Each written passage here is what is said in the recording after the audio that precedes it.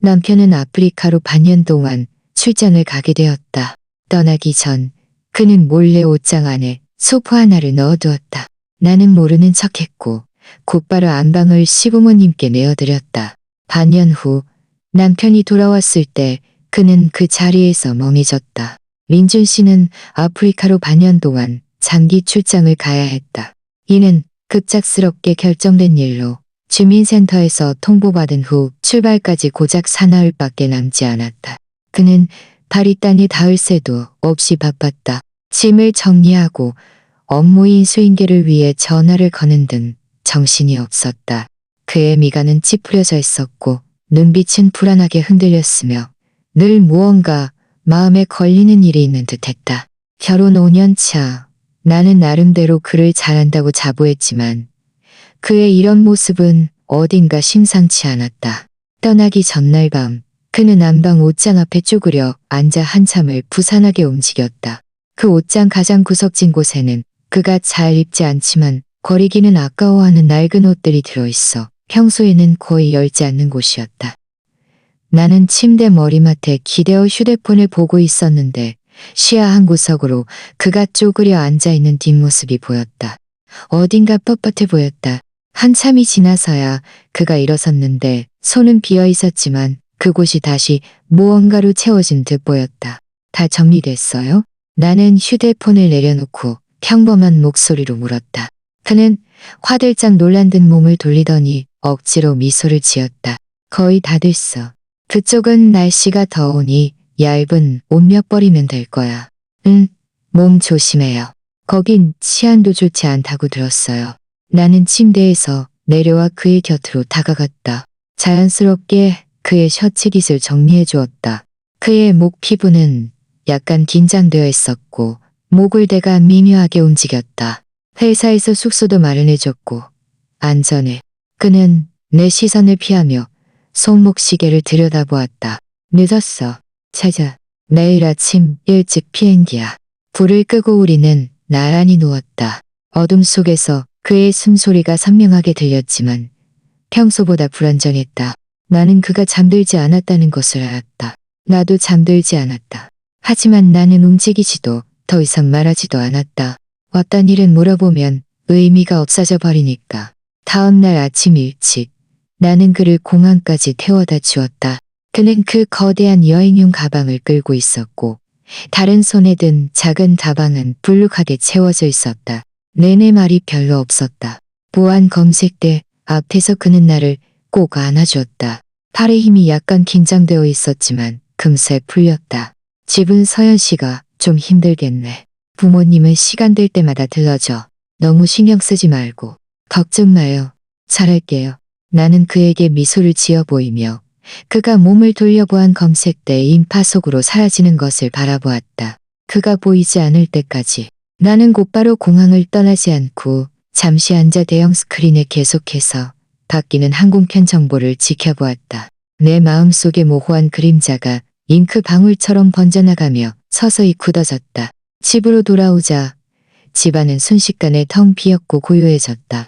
나는 서두르지 않고 청소할 옷을 갈아입고 곧장 안방으로 향했다. 커튼 틈새로 햇살이 스며들어 바닥에 한 줄기 밝은 빛을 그었다. 나는 옷장 앞으로 걸어가 문을 열었다. 안에는 대부분 내 옷이 걸려 있거나 접혀 있었고 그의 옷은 절반 정도를 차지했다. 내 손가락은 옷걸이를 스치며 그가 어젯밤 부산하게 움직였던 구석진 곳을 정확히 찾아냈다. 그가 예전에 입던 낡은 재킷 2벌을 밀어내자 낡은 셔츠로 감싸인 단단한 사각형 물체가 만져졌다. 포장이 아주 꼼꼼한 편은 아니었지만 마치 아무렇게나 던져놓은 낡은 옷가지처럼 보이게 하려고 애쓴 흔적이 역력했다. 내 심장은 평온했다. 공항에 있을 때보다도 더 평온했다. 나는 곧바로 풀어보지 않고 손을 넣어 부드러운 낡은 면직물 위로 윤곽을 대충 만져보았다. 단단하고 각진 것이 상자 같지는 않았다. 살짝 쥐어보니 안에 무엇이 들어있는지 정확히 알 수는 없었지만 무게감이 상당했다. 나는 그것을 열어보지 않았다. 그저 허리를 숙인 자세 그대로 조심스럽게 숨겨진 이 소포를 1분 내내 응시했다. 그리고는 원래 모습대로 낡은 옷으로 다시 덮어두고 물러나와 옷장문을 닫았다. 거실에서 나는 따뜻한 물 한 잔을 따라 천천히 마셨다. 머릿속에는 몇몇 장면들이 빠르게 스쳐 지나갔다. 지난 몇 달 동안 그의 잦은 야근, 늘 화면을 아래로 향하게 엎어두던 휴대폰, 가끔 전화가 오면 무의식적으로 베란다나 서재로 가서 봤던 모습, 그리고 회사에 새로 왔다는, 능력 있고 예쁘다는 그의 시성을 가진 비서. 물을 한 잔을 다 마시고 나니 나는 결심이 섰다. 이 소포를 섣불리 건드리는 것은 어리석은 짓이다. 민준 씨가 이곳에 숨겨둔 것은 분명 가장 안전하고 그가 돌아온 후 처리하기 가장 편리하다고 생각했기 때문일 것이다. 그는 내가 발견할 것이라고는 상상도 못했을 것이고 내가 반년의 시간을 이용할 것이라고는 더더욱 생각 못했을 것이다. 반년은 많은 일이 일어나기에 충분하고 많은 것을 준비하기에도 충분한 시간이었다. 나는 서재로 가서 컴퓨터를 켜고 근처 노인 아파트의 환경과 가격을 검색하기 시작했다. 그리고 몇몇 인테리어 웹사이트를 둘러보며 작은 방을 노인에게 적합한 공간으로 꾸미는 사례들을 중점적으로 살펴보았다. 그러고 나서 나는 휴대폰을 들고 시어머니 김순자 여사의 전화번호를 찾아 전화를 걸었다. 몇 번 벨이 울린 후에야 전화가 연결되었고 시어머니의 익숙한 목소리가 들려왔다. 서연아? 어머니, 저예요. 내 목소리에는 적절한 친근함과 약간의 미묘한 피로감이 섞여 있었다. 민준 씨가 오늘 아침에 아프리카로 출장 갔어요. 반년 동안이나요. 아이고, 그렇게 오래. 그럼 너 혼자 집에 있으면 얼마나 외로워.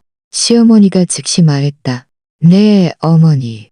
저도 집이 갑자기 텅 비어서요. 그리고 안방은 화장실도 딸려있고 햇살도 잘 들어서요. 어머니랑 아버님 사시는 그 낡은 집은 층수도 높고 엘리베이터도 없잖아요. 아버님 다리도 불편하신데 오르내리시기 너무 힘드실 것 같아요. 나는 잠시 멈췄다가 더 진심 어린 목소리로 말을 이었다.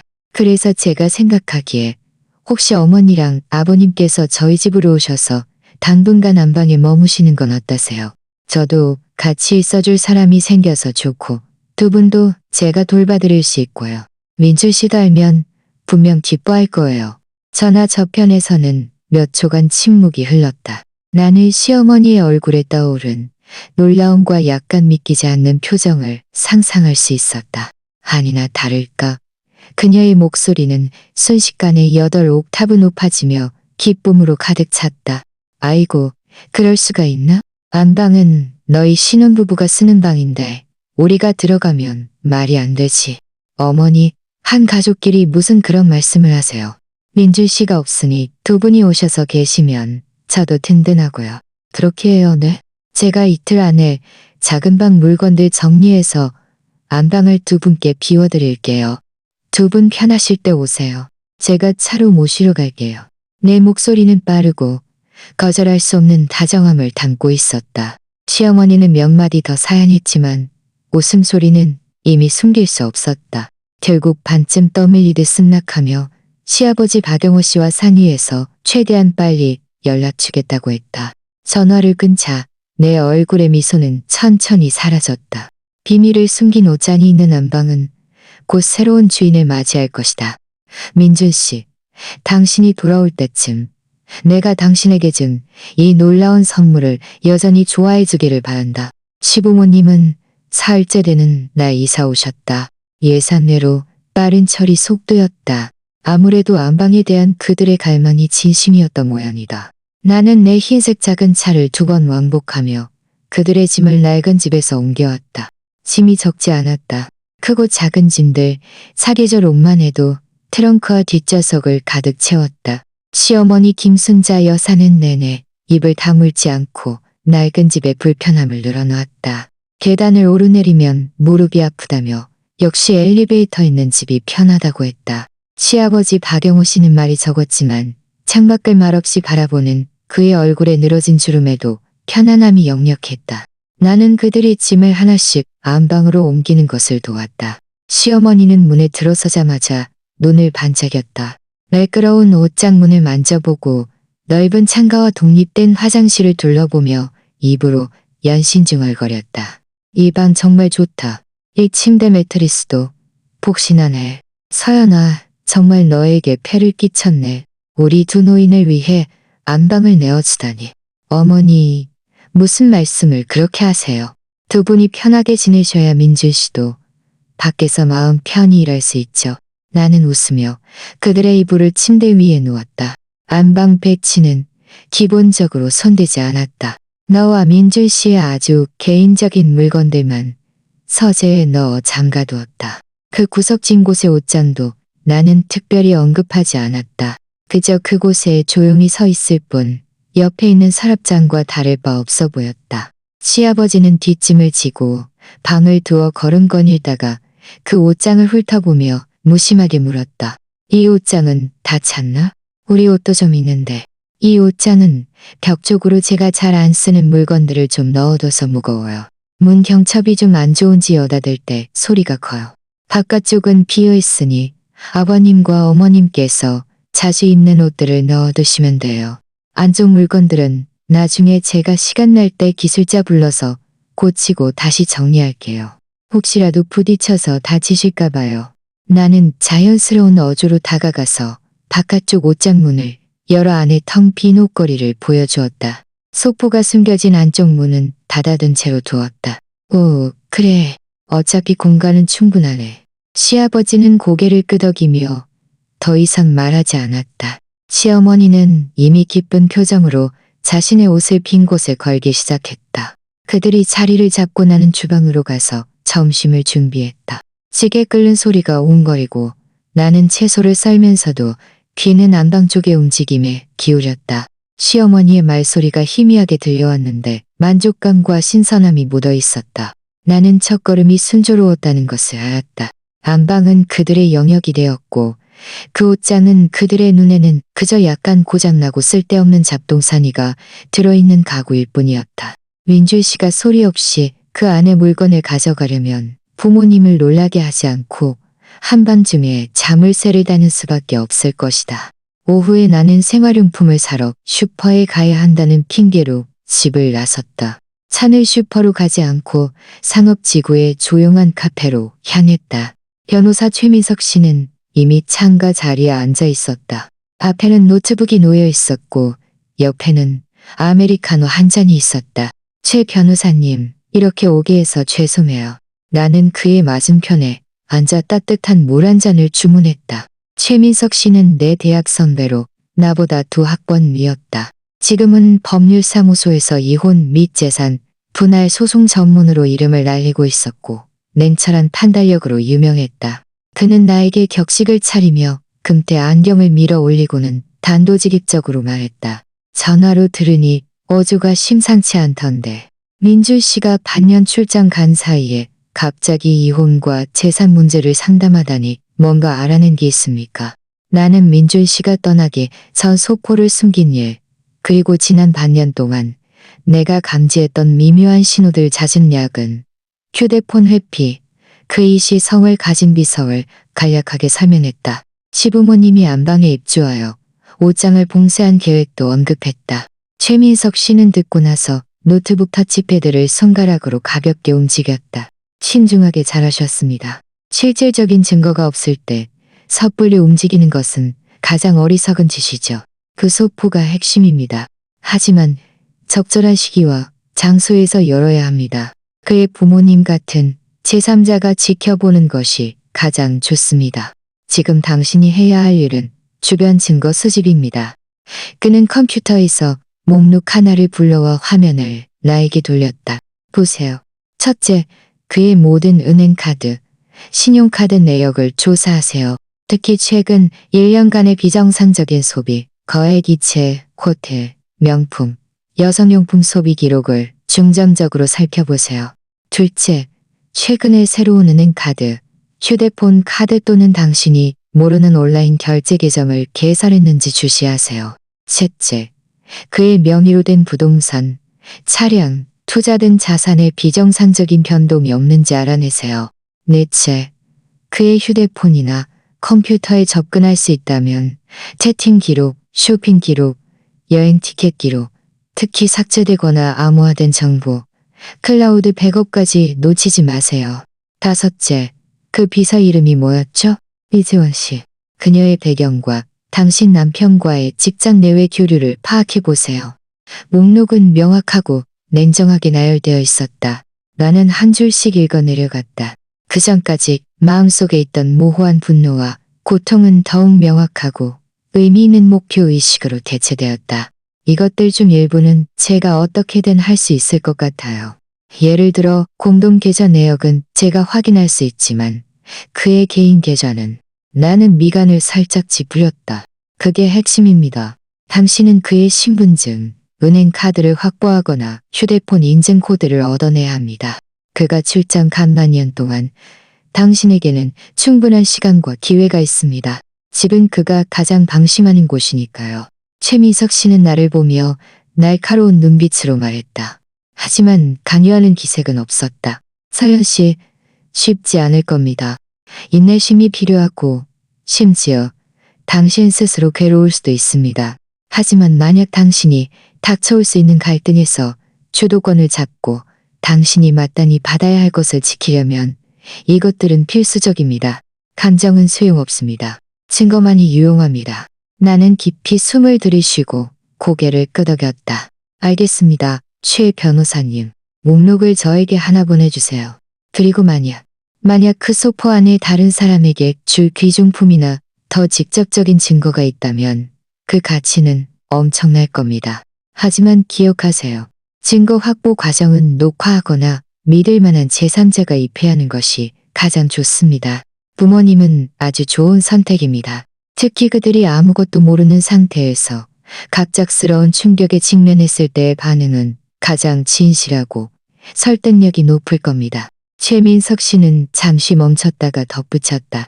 물론 이 모든 것은 당신의 의심이 증명되었을 때의 이야기입니다. 어쩌면 그 소포 안에는 그가 당신에게 준비한 깜짝 선물이나 아무 상관없는 낡은 물건들이 들어있을 수도 있습니다. 나는 입꼬리를 살짝 올렸지만 그 깜짝 선물 가설에 대해서는 아무 말도 하지 않았다. 민준 씨가 떠나기 전 감추려 해도 감출 수 없었던 그 당황스러움과 불안감은 결코 깜짝 선물에 어울리는 표정이 아니었다. 알겠습니다. 먼저 조사하겠습니다. 카페에서 나와 나는 슈퍼에서 아무거나 몇 가지를 사고 집으로 돌아왔다. 시어머니는 이미 저녁 식사를 준비해 두셨다. 3가지 반찬과 국 1가지가 식탁에 놓여 있었고 집 안에는 음식 냄새가 풍겨 정말이지 활기찬 가정의 분위기가 느껴졌다. 왔니? 빨리 손 씻고 밥 먹어. 너만 기다리고 있었어. 시어머니가 부르며 시아버지에게도 국 1그릇을 떠주셨다. 고맙습니다, 어머니. 나는 손을 씻고 앉아 식탁 위의 음식을 바라보았지만 마음속으로는 최 변호사님이 준 목록을 생각하고 있었다. 나는 변명할 이유가 필요했다. 민준 씨가 집에 남겨두었을 휴대폰이나 컴퓨터를 오랫동안 방해받지 않고 확인할 수 있는 이유가 어머니, 제가 나물 한 젓가락을 집으며 무심하게 말했다. 민준 씨가 이번에 출장 가면서 서재의 일 자료나 문서 같은 걸 너무 어지럽게 놔뒀어요. 어떤 건 분명 쓸모없는 종이일 테고 어떤 건 아직 쓸모 있을 것 같고요. 제가 이 기간 동안 시간 나는 대로 천천히 정리해서 제자리에 놓아두려고요. 그래야 그가 돌아와서 찾을 때 헤매지 않고 저도 편할 것 같아요. 그리고 쓸모없는 낡은 전자제품이나 휴대폰 같은 건 처리할 건 처리해야죠. 안 그러면 계속 자리만 차지하고요. 시어머니는 즉시 찬성했다. 그래, 정리해야지. 너희 젊은 사람들은 물건을 너무 아무렇게나 둔다니까. 정리하면 집도 깨끗해지고 좋지. 뭐 도와줄 거 있으면 나한테 말해. 아니에요.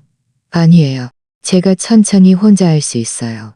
어떤 건 중요한지 안 중요한지 저도 모르니 천천히 봐야 할 것 같아요.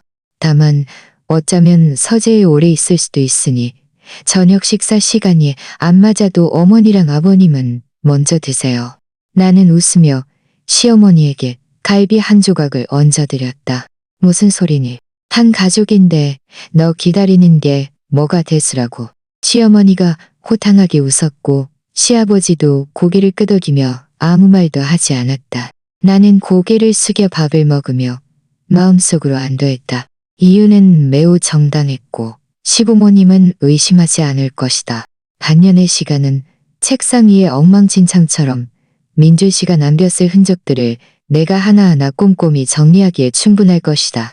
저녁 식사 후 나는 자진해서 설거지를 했다. 그리고 민준 씨가 출장 간 후 처음으로 그의 서재로 정식으로 들어섰다. 문을 닫자 방 안에는 아직 그의 냄새가 남아있는 듯했다. 책상은 약간 어지럽혀져 있었고 문서와 책들이 쌓여 있었다. 나는 스탠드를 켜자 부드러운 불빛이 책상을 비췄다. 나는 곧바로 뒤적이지 않고 그저 조용히 서서 책꽂이에 칸칸이 서랍의 손잡이 하나하나 그리고 벽구석의 작은 금고까지 훑어보았다. 사냥이 시작되었다. 그리고 사냥감은 아직 수천 킬로미터 떨어진 곳에서 내 행동을 전혀 알지 못하고 있었다. 창밖의 밤은 서서히 깊어지고 있었다. 서재 정리는 다음 일정 기간 동안 나의 고정 업무가 되었다. 매일 저녁 식사 후 나는 한두 시간 동안 그곳에 머물렀다. 시부모님은 처음에는 두어 번 물어보셨지만 나중에는 익숙해져서 내가 민준 씨의 엉망진창을 치우려고 부지런히 일하는 것으로만 여기셨다. 나는 책상 가장 아래 서랍에서 낡은 휴대폰 하나를 발견했다. 민준 씨가 2년 전에 바꾼 것이었다. 충전기를 꽂자 놀랍게도 전원이 켜졌다. 잠금 화면, 비밀번호도 없었다. 아마 그는 낡은 휴대폰은 중요하지 않다고 생각했을 것이다. 나는 빠르게 연락처, 문자 메시지, 그리고 몇몇 소셜미디어, 앱의 캐시, 정보를 훑어보았다. 대부분은 기한이 지난 업무 연락과 중요하지 않은 잡담이었고 특별한 이상은 없었다. 하지만 나는 휴대폰을 컴퓨터에 연결하고 최 변호사님이 추천해준 데이터 복구 소프트웨어를 사용했다. 그는 가볍게 말하며 친구 회사에서 만든 작은 도구라고 했다. 한번 스캔하자 진행바가 천천히 움직였다. 나는 기다리는 동안 그의 책꽂이에 있는 문서들을 뒤적이기 시작했다. 대부분은 기술 매뉴얼, 업계 보고서, 그리고 과거 프로젝트 자료들이었다. 나는 아주 꼼꼼하게 뒤져서 책 페이지 사이에 끼워진 메모지, 영수증, 심지어는 변색된 쪽지 하나도 놓치지 않았다. 두꺼운 컴퓨터, 네트워크 원리 책 속에서 나는 접혀진 호텔 영수증을 발견했다. 날짜는 민준 씨가 임시회의에 갔다고 주장했던 그 시점이었다. 영수증에는 더블룸의 1인 숙박으로 되어 있었지만 소비 기록에는 2인분의 아침 식사와 미니바에서 꽤 비싼 와인 소비가 포함되어 있었다. 시간은 맞아떨어졌다. 나는 영수증을 책상에 펼쳐놓고 휴대폰으로 여러 각도에서 선명하게 사진을 찍었다.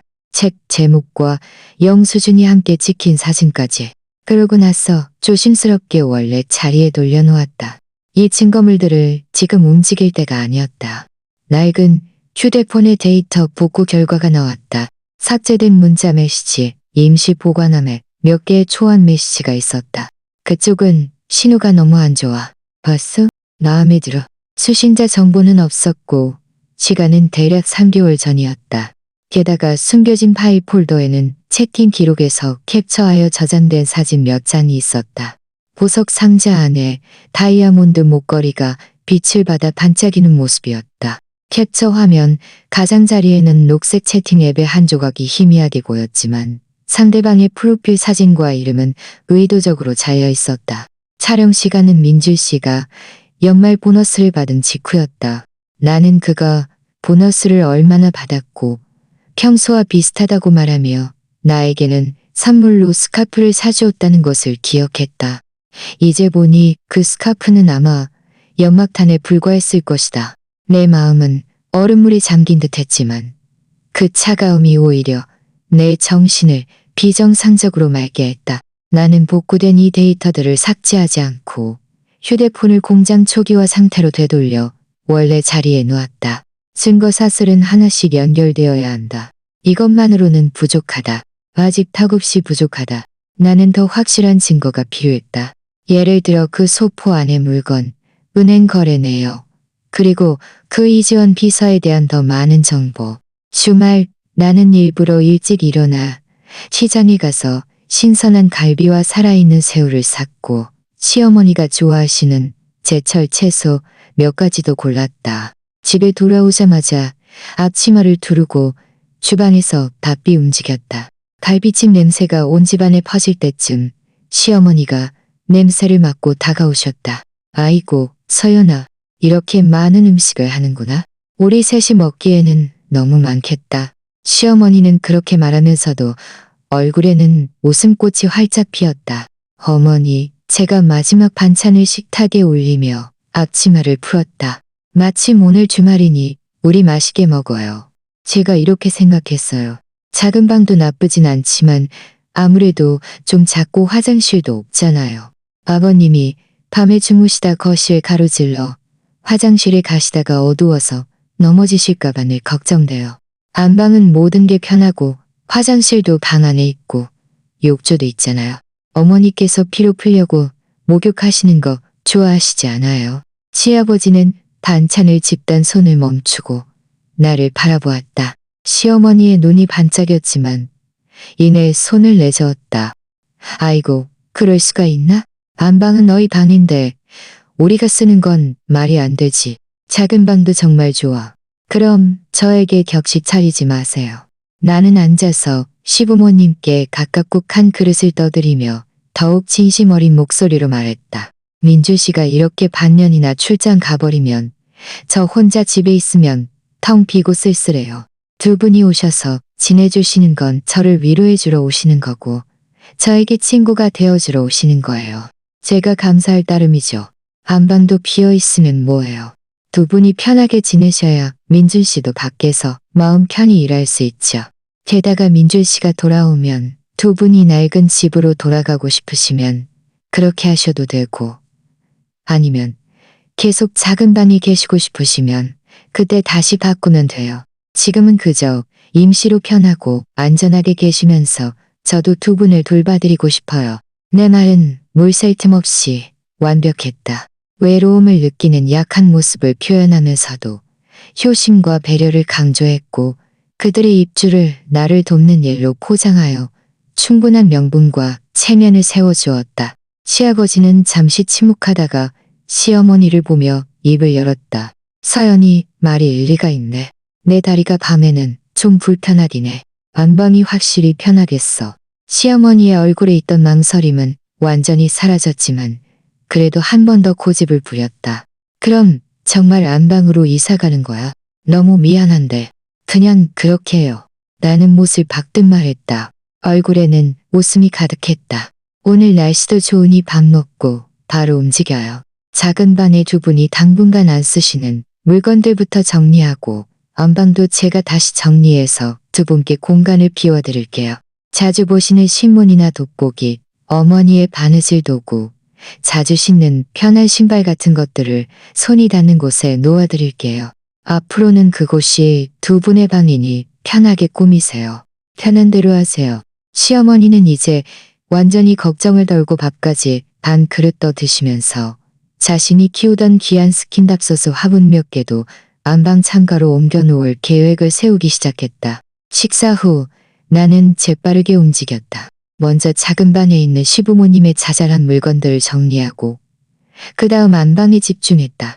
나는 시부모님 앞에서 원래 비어있던 절반을 완전히 비우고 걸레로 깨끗하게 닦았다. 어머니, 여기는 어머님과 아버님 옷을 걸어두세요. 넓죠? 이어서 나는 소포가 숨겨진 안쪽 옷장 문 앞으로 걸어가 힘껏 당겨보았다. 옷장 문은 끼익 하는 둔탁한 소리를 내며 열리지 않았다. 이 옷장 문이 정말 꽉 막힌 것 같네요. 예전에도 좀 뻑뻑하더니 아마 안에 뭔가 떨어져서 걸린 것 같아요. 나는 미간을 찌푸리며 다시 손잡이를 돌려봤지만 여전히 움직이지 않았다. 됐어, 서연아. 더 이상 하지 마. 어차피 이쪽도 충분하잖아. 시어머니는 닫힌 옷장 문을 보며 말했다. 그럼 그렇게 해요. 어차피 안에는 안 쓰는 이불이랑 잡다한 물건들 뿐인데 평소에는 쓸 없고요. 나중에 제가 관리사무소에 기술자 불러서 도구 좀 빌려다가 열어볼게요. 지금은 그냥 두세요. 문이 완전히 망가질라. 나는 물 흐르듯 순조롭게 응하며 책상 서랍에서 약간 녹슨 작은 자물쇠를 찾아 찰칵 소리와 함께 그 옷장 문의 손잡이 2개를 관통시켜 잠가버렸다. 일단 잠가둬야겠어요. 언제 갑자기 열려서 놀라게 할지 모르니까요. 열쇠는 제가 가지고 있다가 나중에 수리할 때 열게요. 시어머니는 그 보잘것없는 작은 자물쇠를 한번 흘끗 보더니 이내 내가 자신의 돋보기를 어디에 놓아야 할지에 대한 이야기로 시선을 돌렸다. 자물쇠가 채워졌다. 알 수 없는 비밀을 품은 그 구석은 시부모님이 매일 생활하는 안방 안에 완벽하게 봉인되어 눈에 띄지 않는 고장 난 부분으로 잊혀졌다. 민준 씨, 당신이 애써 숨겨둔 물건이 이제 당신 부모님 눈앞에서 내가 보관하고 있다니. 이 미미한 느낌은 사람을 소름 돋게 했다. 나는 시부모님이 새 방을 기분 좋게 꾸미는 것을 지켜보며 온화한 미소를 띠고 있었다. 내 마음속 얼어붙은 고소 아래에서는 물결이 가속하기 시작했다. 시부모님이 안방에 자리를 잡으니 집안 분위기가 확실히 달라졌다. 매일 아침 나는 알람 없이도 시어머니 김순자 여사가 6시 30분 정각에 일어나는 소리에 잠을 깼다. 슬리퍼를 탁탁 끌며 거실을 지나 주방으로 가면 그릇들이 짤그랑 거리는 소리가 들리고 이어서 수도꼭지에서 물 흐르는 소리가 들렸다. 곧 따뜻한 밥 냄새가 풍겨왔다. 내가 일어날 때쯤이면 대개 아침 식사가 거의 준비되어 있었다. 시어머니는 찐빵을 찌고 계란을 삶아 직접 가져오신 장아찌와 함께 내놓으셨다. 서연아, 빨리 먹어. 따뜻할 때. 그녀는 늘 그렇게 불렀고 주방을 장악했다는 듯한 당연한 만족감이 묻어 있었다. 어머니, 이렇게 일찍 일어나셔서 감사합니다. 좀 더 주무시지 그러셨어요? 나는 앉아서 계란 껍질을 벗기며 말했다. 나이 들면 잠이 적어져. 게다가 너희 젊은 사람들은 출근하느라 힘들잖아. 내가 좀 도와줄 수 있으면 좋지. 시어머니는 식탁을 닦으면서 말했다. 그녀의 시선은 내가 어젯밤 제자리에 두는 것을 잊은 커피 머신 밀을 훑었다. 이런 건 다 쓰고 나면 넣어둬야지. 식탁 위에 놓으면 기름때가 끼잖아. 아, 네? 제가 이따가 정리할게요. 나는 고개를 숙여 죽을 마셨다. 생활 습관의 차이가 이런 작은 부분들에서부터 번져나가기 시작했다. 나는 식탁 위가 비어있는 것을 좋아해서 작업하기 편했지만 시어머니는 모든 물건이 수납장에 들어가야 깔끔하다고 생각했다. 나는 밤에 샤워하는 습관이 있었지만 시어머니는 잠자리에 들기 전 꼭 뜨거운 물에 발을 담그셨고 시아버지도 함께 거실에 불러 모셨다. 거실에는 늘쑥 약초 발팩 냄새가 진동했다. 시아버지는 뉴스를 볼 때 TV 소리를 크게 틀어놓는 것을 좋아했지만 나는 조용함을 선호했다. 이런 사소한 마찰들은 신발에 들어간 모래처럼 치명적이지는 않았지만 거슬렸다. 나는 최대한 적응하는 척했고 심지어 약간 순종적인 태도를 보였다. 시어머니가 내가 밤늦게까지 깨어있으면 피부에 좋지 않다고 말씀하시면 나는 최대한 일찍 잠자리에 들었다. 시아버지가 내가 산 간장이 충분히 짜지 않다고 불평하시면 다음번에는 그가 지정한 브랜드로 바꾸었다. 나의 순종적인 태도 덕분에 시부모님은 이 집에서 빠르게 자신의 위치와 권위를 찾았다. 그들은 나에게 더 친밀해졌고 말도 많아졌다. 어느 날 저녁 식사 후 시아버지 박영우 씨는 소파에 느긋하게 앉아 오래된 역사 드라마를 보고 계셨고 소리는 천둥처럼 크게 울렸다. 시어머니는 베란다에서 자신의 스킨답서스들을 정리하고 계셨다. 나는 과일을 깎아 들고 가서 시아버지 옆에 1인용 소파에 앉았다. 사과 하나를 골라 천천히 깎았다. 아버님, 요즘 다리는 여전히 아프세요? 제가 지난번에 사드린 물 보호대는 어떠세요? 나는 화질을 꺼냈다. 많이 좋아졌어. 그거 좀 효과가 있더군. 시아버지는 TV에서 눈을 떼지 않고 무심하게 대답했다. 다행이네요. 민준 씨도 예전에 늘 아버님 다리는 고질병이라 겨울에는 특히 조심해야 한다고 걱정했어요. 나는 말을 이어갔다. 목소리는 자연스러웠다. 그는 대학 다닐 때 어느 겨울 아버님이 학교에 찾아오셨다가 길에서 넘어지셔서 무릎이 며칠 동안 부어 있었던 일을 얘기했어요. 자기는 그때 시험 준비하느라 아버님을 잘 돌봐드리지 못해서 늘 마음에 걸린다고요. 이 말은 반쯤 사실이고 반쯤 거짓이었다. 민준 씨가 그 일을 언급한 적은 있었지만 그저 무심하게 말했을 뿐 마음에 걸릴 정도는 아니었다. 나는 그저 떠보고 거리를 좁히는 중이었다.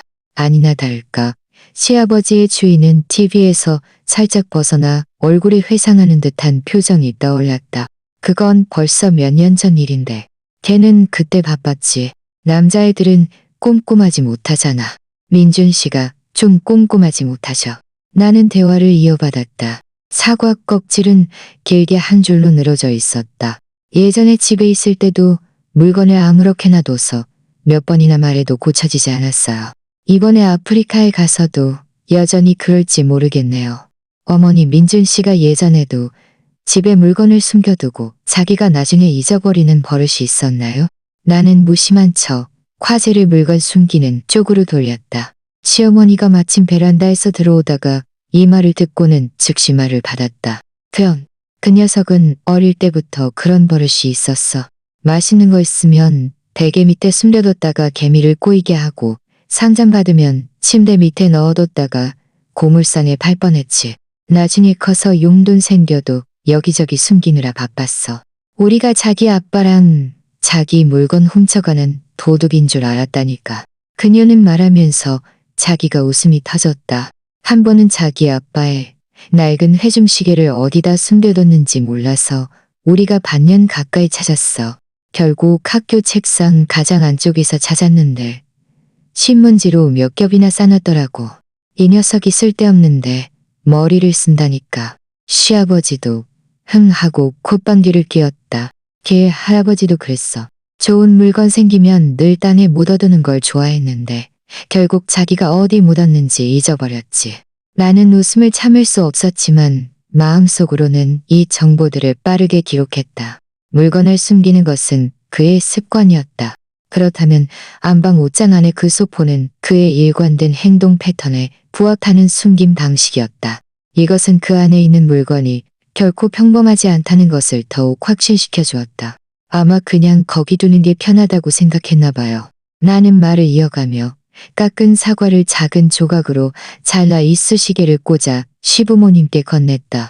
자기가 안전하다고 생각하는 곳은 다른 사람이 건드리는 걸 원치 않죠. 어머니, 제 말이 맞죠? 어머니도 귀한 통장이나 보석이 든 작은 철제 상자를 늘 옷장 가장 아래의 옷으로 덮어두시지 않나요? 그럼 당연하지. 시어머니는 사과를 받아들며 당연하다는 듯 말했다. 훤히 보이게 두면 마음이 불안해. 내가 아는 곳에 둬야 마음이 편하지. 그녀는 사과를 한 입 빼어 물다가 갑자기 무언가 생각난 듯 목소리를 낮췄다. 아휴, 서연아. 그러고 보니 안방에 잠겨있는 옷장 안에는 대체 뭐가 들어있어? 정말 낡은 이불이야? 내가 그 자물쇠를 보니 좀 궁금하네. 내 심장이 살짝 튀어올랐지만 얼굴의 표정은 변함없었다. 에이, 뭐겠어요. 그냥 자리만 차지하는 잡동사니들이죠. 예전에 저랑 민준 씨가 안 쓰던 이불, 좀 유행지난 낡은 옷들, 그리고 이런저런 상자들이요. 아마 그가 예전에 공부하던 책이나 노트 같은 것도 있을 거예요.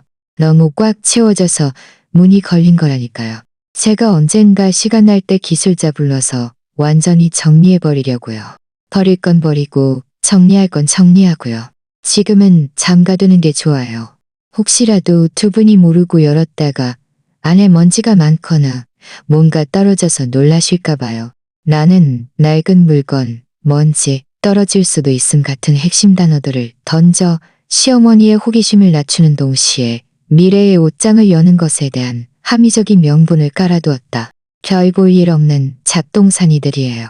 시어머니는 역시나 설득당했고 주인은 다시 TV로 돌아갔다. 며칠 후 나는 회사에서 긴급 연락처 정보를 보충해야 한다며 민준 씨의 신분증 사본이 필요하다는 핑계를 댔다. 시어머니는 의심 없이 그의 신분증을 서재 서랍에서 금세 찾아주었다. 그는 역시나 신분증을 가져가지 않았다. 아마 집이 매우 안전하다고 생각했을 것이다. 나는 휴대폰으로 앞뒤면을 선명하게 찍어 빠르게 최민석 씨에게 보냈다. 최민석 씨는 곧바로 답장했다. 받았습니다. 일단 공개 채널과 은행 거래 내역부터 조사하겠습니다. 진전이 있으면 알려드리겠습니다. 스스로 조심하세요.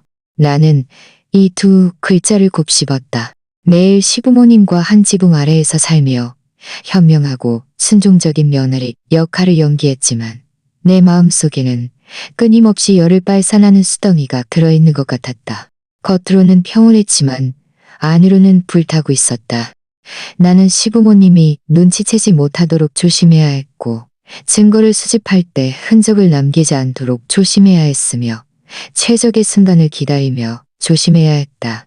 저녁에 나는 다시 서재로 들어섰다. 이번 목표는 집에 놓인 지 몇 년 된 그의 노트북이었다. 비밀번호는 우리의 결혼 기념일이라는 것을 알고 있었다. 예전에는 그의 컴퓨터를 일부러 확인하지 않았다. 그것이 사생활이라고 생각했기 때문이다. 이제 그 사생활은 내가 반드시 뚫고 들어가야 할 요새가 되었다. 컴퓨터가 부팅되고 바탕화면은 깔끔했다. 나는 브라우저를 열었지만 기록은 지워져 있었다. 이메일은 비밀번호가 필요했고 소셜미디어 앱은 QR코드나 비밀번호로 로그인해야 했다. 나는 이미 예상하고 있었다. 몇 개의 자주 사용하는 쇼핑 및 여행 앱의 게시 파일 디렉토리를 열고 데이터 보고 소프트웨어를 이용해 저장될 로그인 정보나 검색 흔적 등을 스캔하기 시작했다. 기다리는 동안 나는 내 컴퓨터를 열어 각 드라이브 파티션을 확인하며 파일 수정 날짜를 살펴보았다. 업무 백업이라는 아주 평범한 이름의 폴더 안에서 암호화된 압축 파일 몇 개를 발견했다. 수정 날짜는 그가 출장 가기 일주일 전이었다. 나는 결혼기념일, 그의 생일, 내 생일, 휴대폰 번호 뒷자리 등을 시도해봤지만 모두 틀렸다. 마음속에 약간의 초조함이 피어올랐다. 바로 그때 스캔 결과가 튀어나왔다.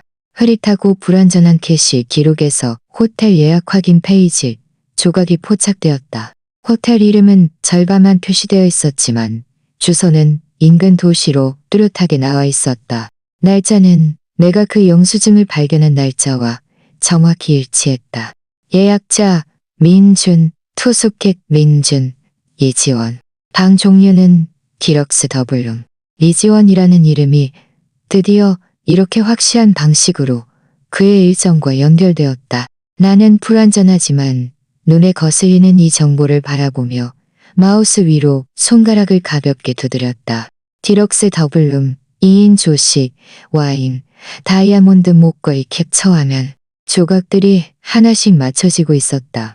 비록 가장 중요한 한 조각, 즉 소포 안의 증거물은 아직 없었지만 윤곽은 점점 더 선명해지고 있었다. 나는 모든 창을 닫고 컴퓨터 조작 흔적을 지웠으며 소프트웨어를 종료하고 컴퓨터를 껐다.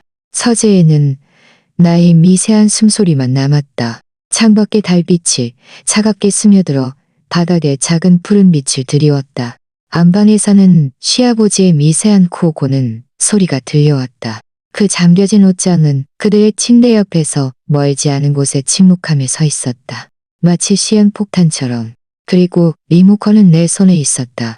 나는 그저 인내심을 가지고 기다려야 했다. 배터리가 완전히 충전되고 모든 사람, 특히 민준 씨를 완벽하게 당황하게 할 그 폭발의 순간을. 컴퓨터 속 호텔 예약 기록은 마지막 남은 자기 기만의 환상을 꿰뚫는 바늘 같았다. 이지원이라는 이름은 더 이상 모호한 의심이 아니라 내 남편과 단단히 묶인 확실한 증거였다. 나는 서재에 불을 끄고 어둠 속에 한참을 앉아 있었다. 주먹을 꽉 쥐어 생긴 손끝에 저릿한 마비감이 천천히 사라질 때까지.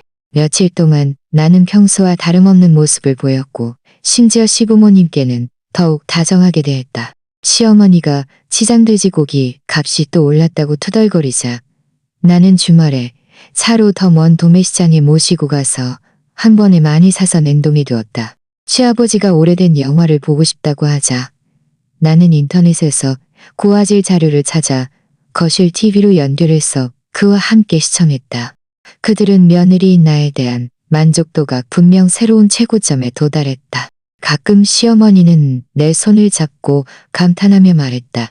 민준이가 너 같은 며느리를 얻은 건 정말 복이야.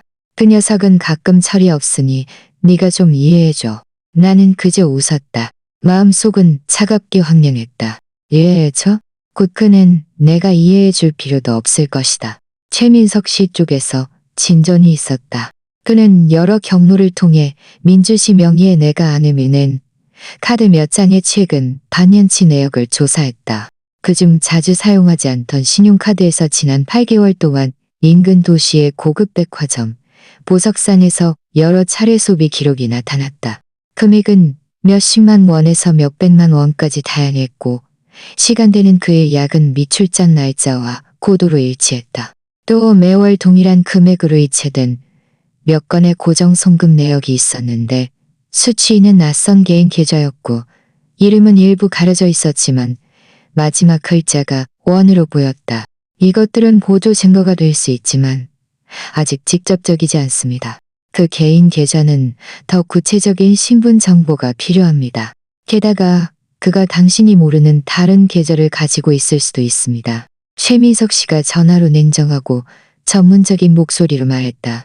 그리고 당신이 언급한 낡은 휴대폰과 컴퓨터도 있습니다. 채팅 앱의 파일 전송 기록, 클라우드 백업, 심지어 휴지통의 삭제 기록까지 중점적으로 확인해보는 것을 권합니다.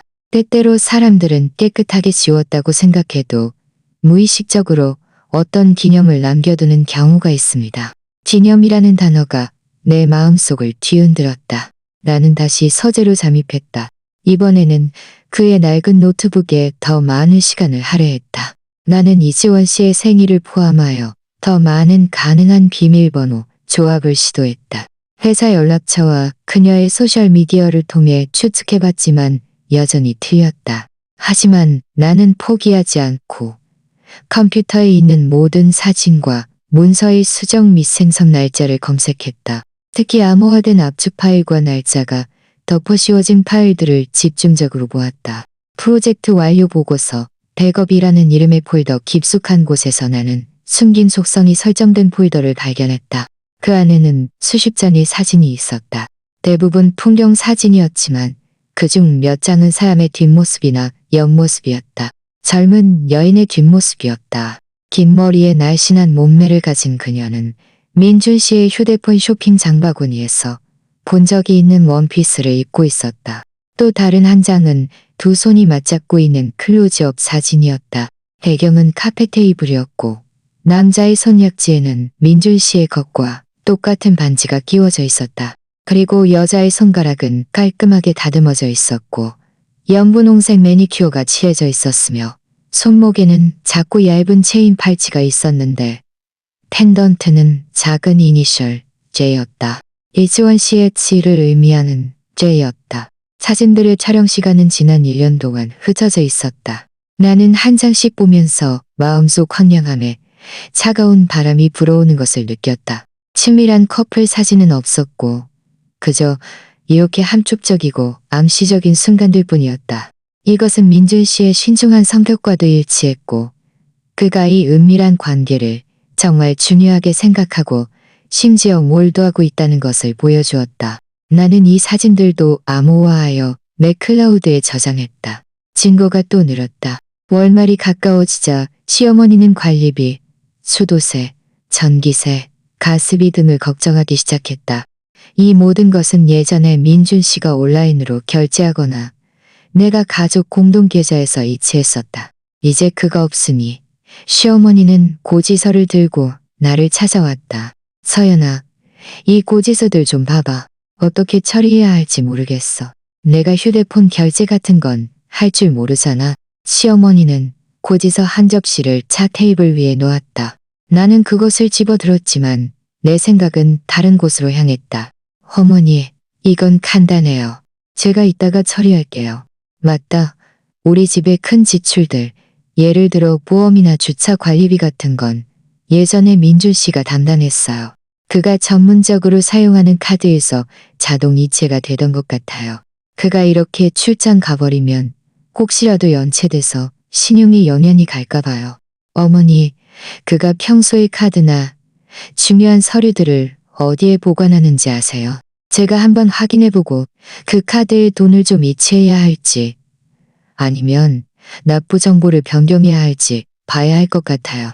시어머니는 깊이 생각하지 않고 서재를 가리켰다.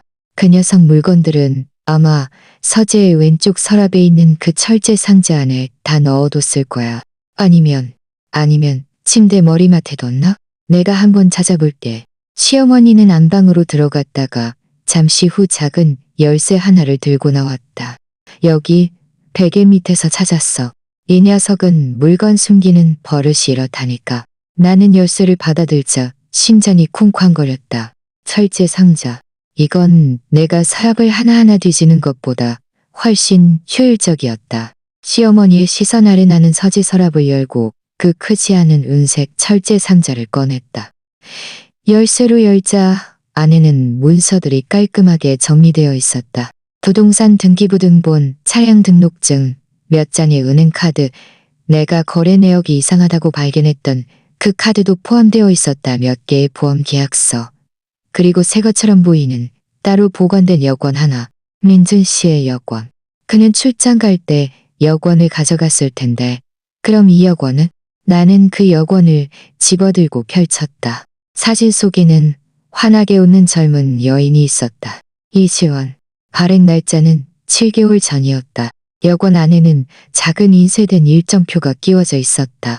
어떤 열대 섬으로 가는 자유여행 계획이었는데 시간은 3개월 후였다. 승객 이름은 민준, 이지원. 출국 시간은 그가 아프리카에서 돌아올 예정인 직후였다.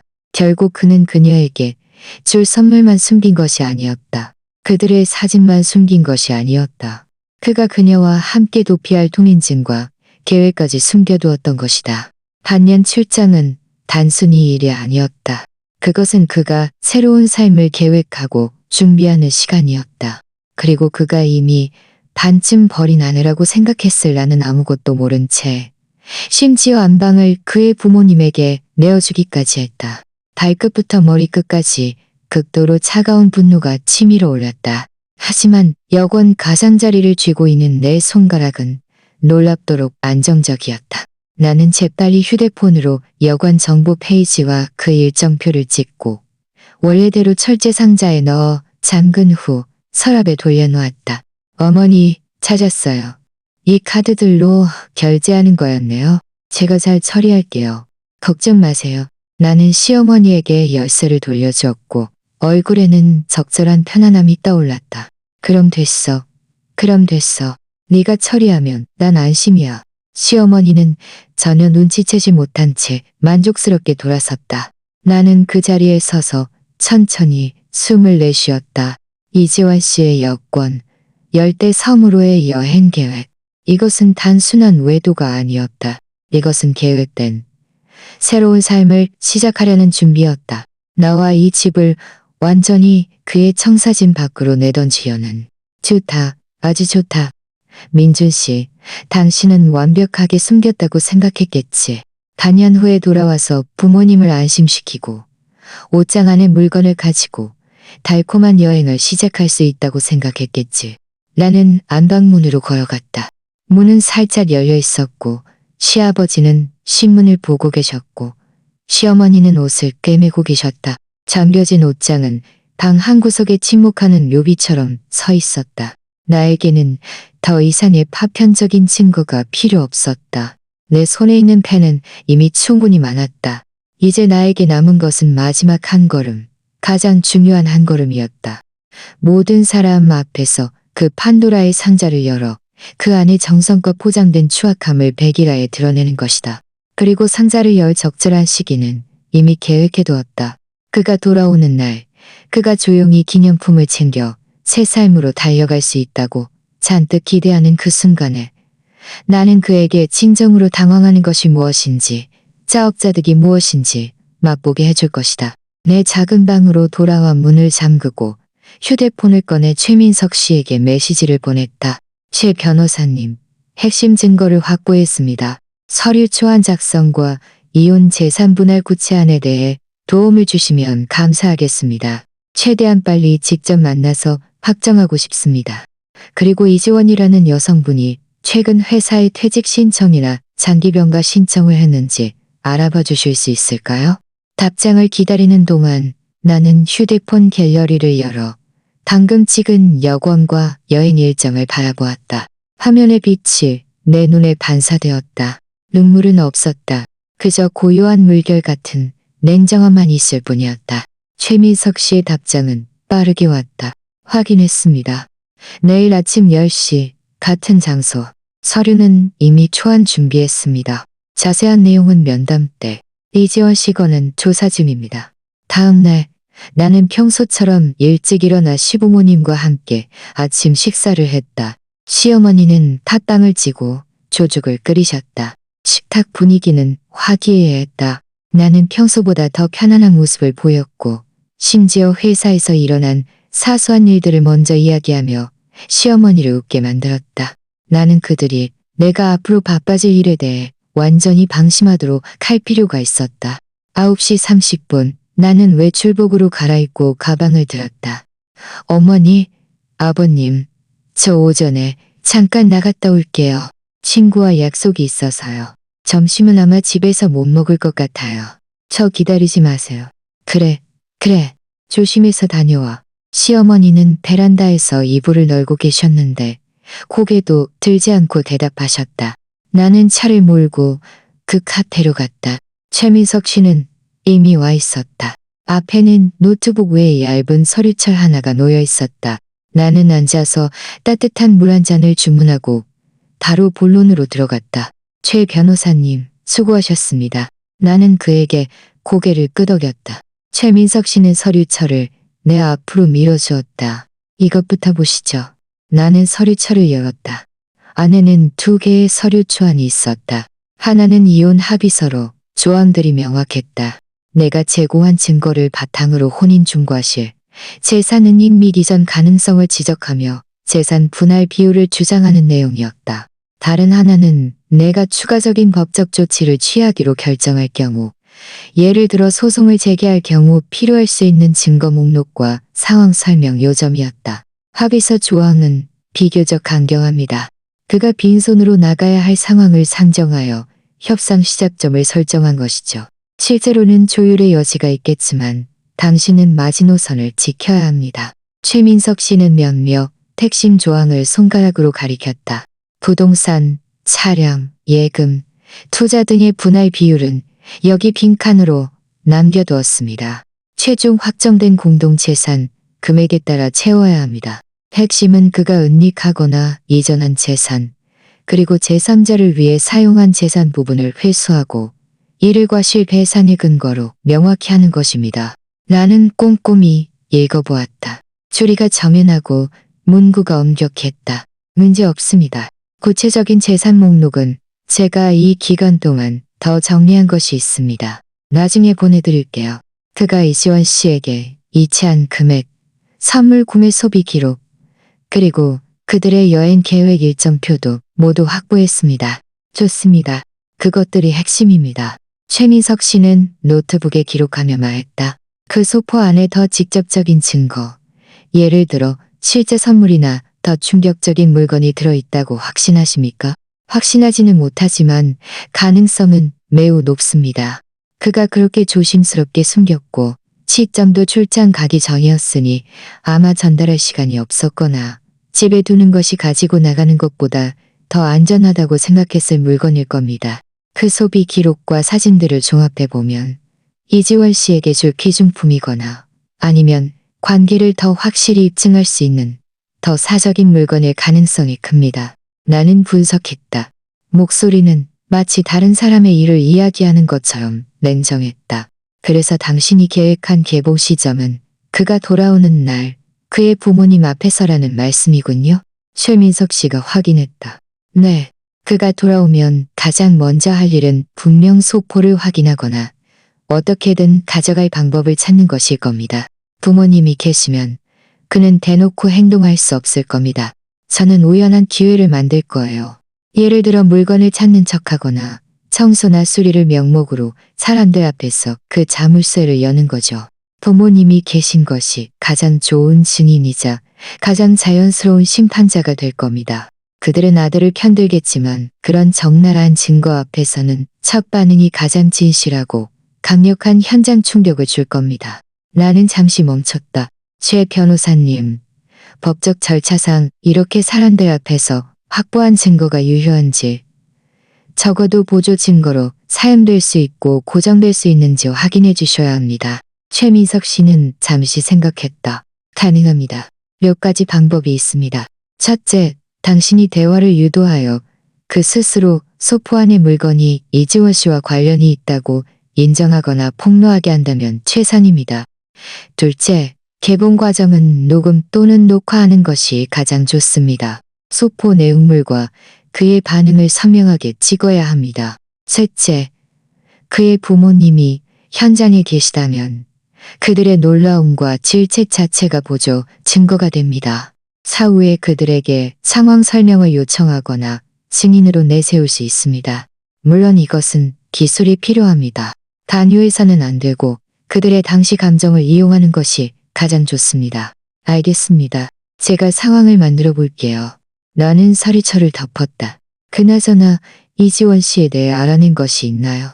최민석 씨가 컴퓨터 화면을 전환했다. 당신이 제공한 단서가 정확했습니다. 이지원 씨는 한 달 전 회사에 휴직계 겸 퇴직 신청서를 제출했습니다. 이유는 해외 유학이라고 했습니다. 시점은 민줄 씨가 돌아온 직후와 그들의 여행 계획 날짜와 정확히 일치합니다. 그녀도 최근 SNS에 새로운 삶을 기대하며 다시 시작 같은 암시적인 글을 올렸었는데 특정 그룹에게만 공개 설정되어 있었지만 흔적을 찾아냈습니다. 모든 것이 맞아떨어졌다. 치밀하게 계획된 두 사람의 도피 계획이었다. 남자 주인공은 아프리카에서 돌아와 기념품을 챙기면 손잡고 새로운 장을 열 수 있는, 정말 철저하네요. 나는 입꼬리를 올렸지만 웃을 수 없었다. 마음속 얼음 덩어리는 더 단단하고 차가워졌다. 서연 씨, 최민석 씨가 나를 보며 목소리를 낮췄다. 이 단계까지 오면 감정적인 반작용이 정상입니다. 하지만 기억하세요. 마지막 순간에 가장 마음이 약해지거나 충동적이 될 수 있습니다. 당신이 원하는 것은 법적 틀 안에서 최대한 당신의 권리를 보호하고 그 썩은 인간관계에서 완전히 벗어나 새로운 삶을 시작하는 것입니다. 감정은 나중에 생각하세요. 알겠습니다. 나는 깊이 숨을 들이쉬었다. 마음이 약해지지 않을 거예요. 그저 비웃음이 나올 뿐이에요. 그는 모든 것을 계산했다고 생각했겠지만 가장 큰 변수는 그가 가장 무시했던 구석에 숨어 있었다는 것을 몰랐겠죠.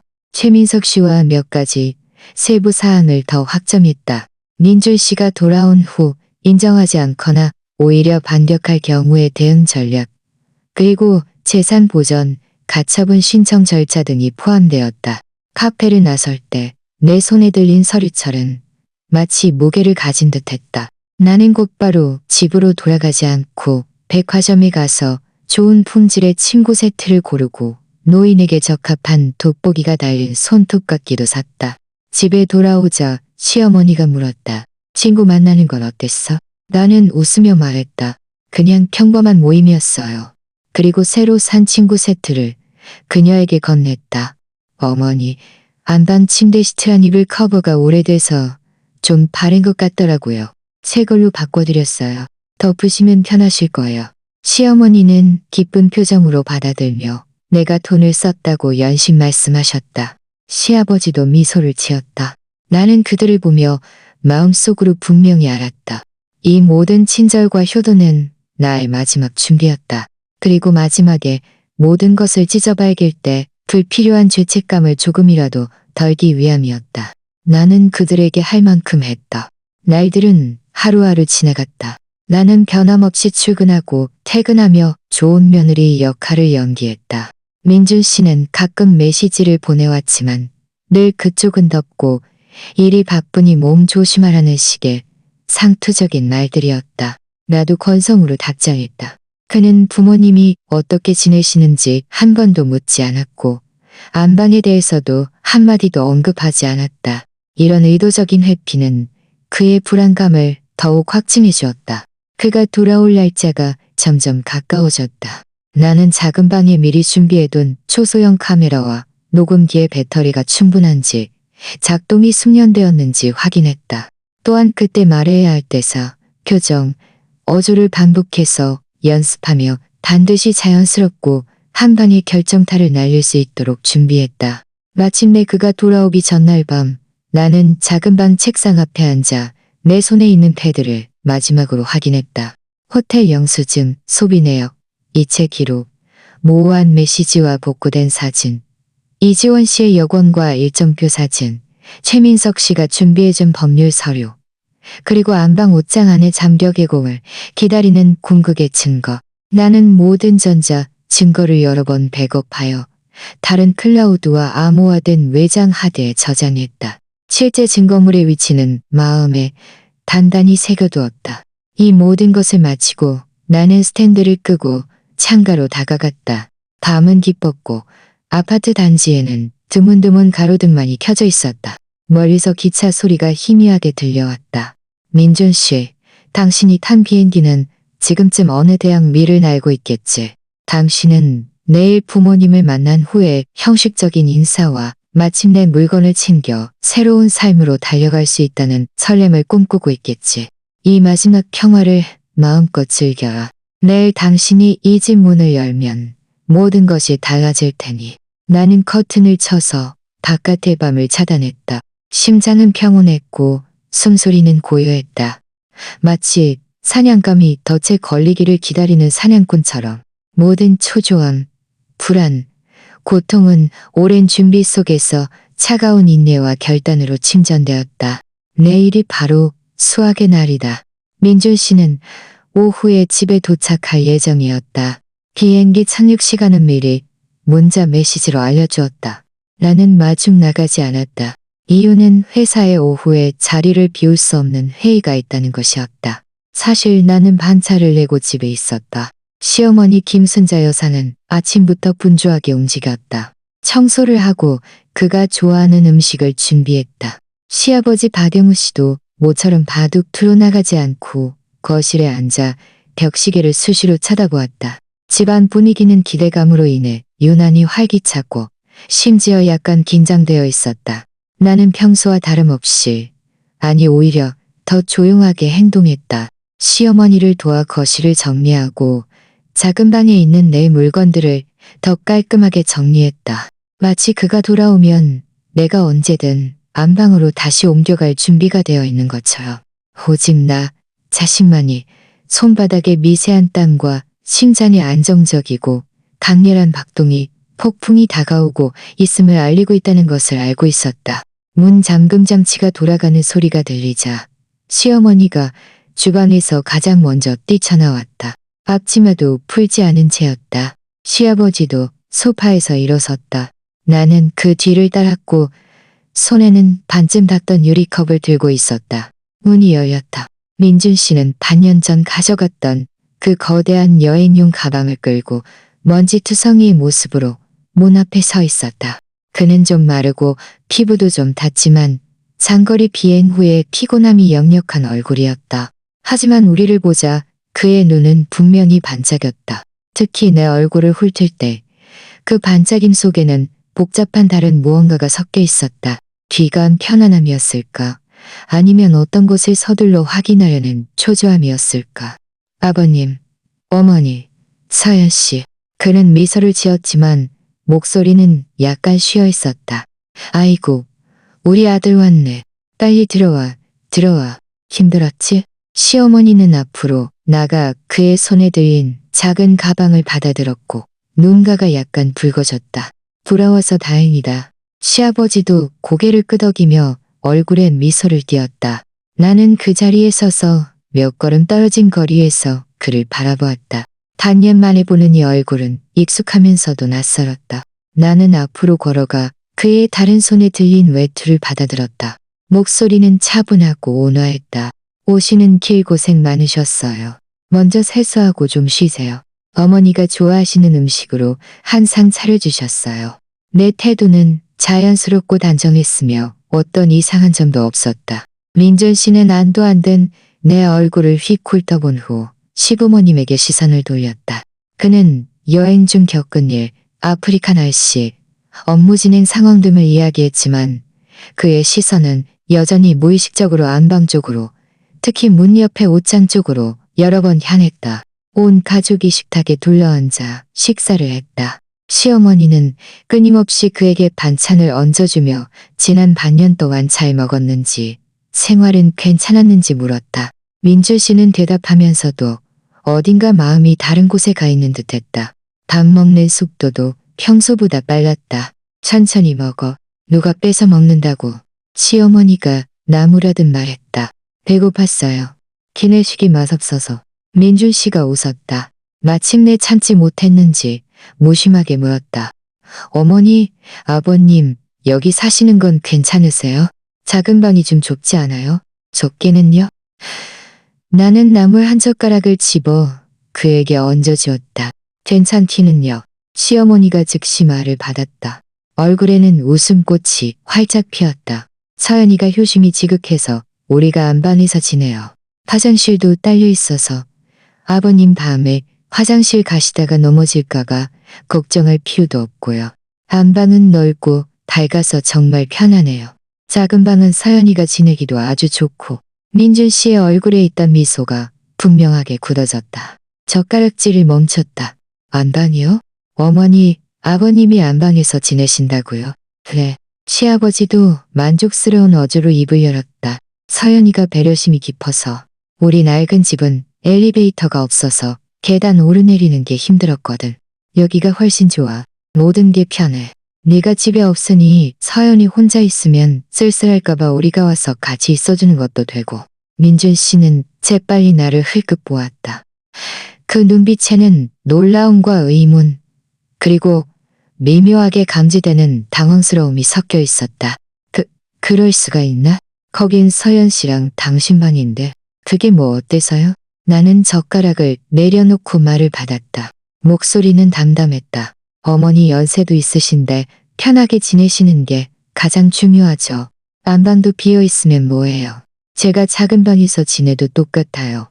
당신이 집에 없으니 저 혼자 그렇게 큰 안방에서 지내면 오히려 텅 빈 것 같아서요.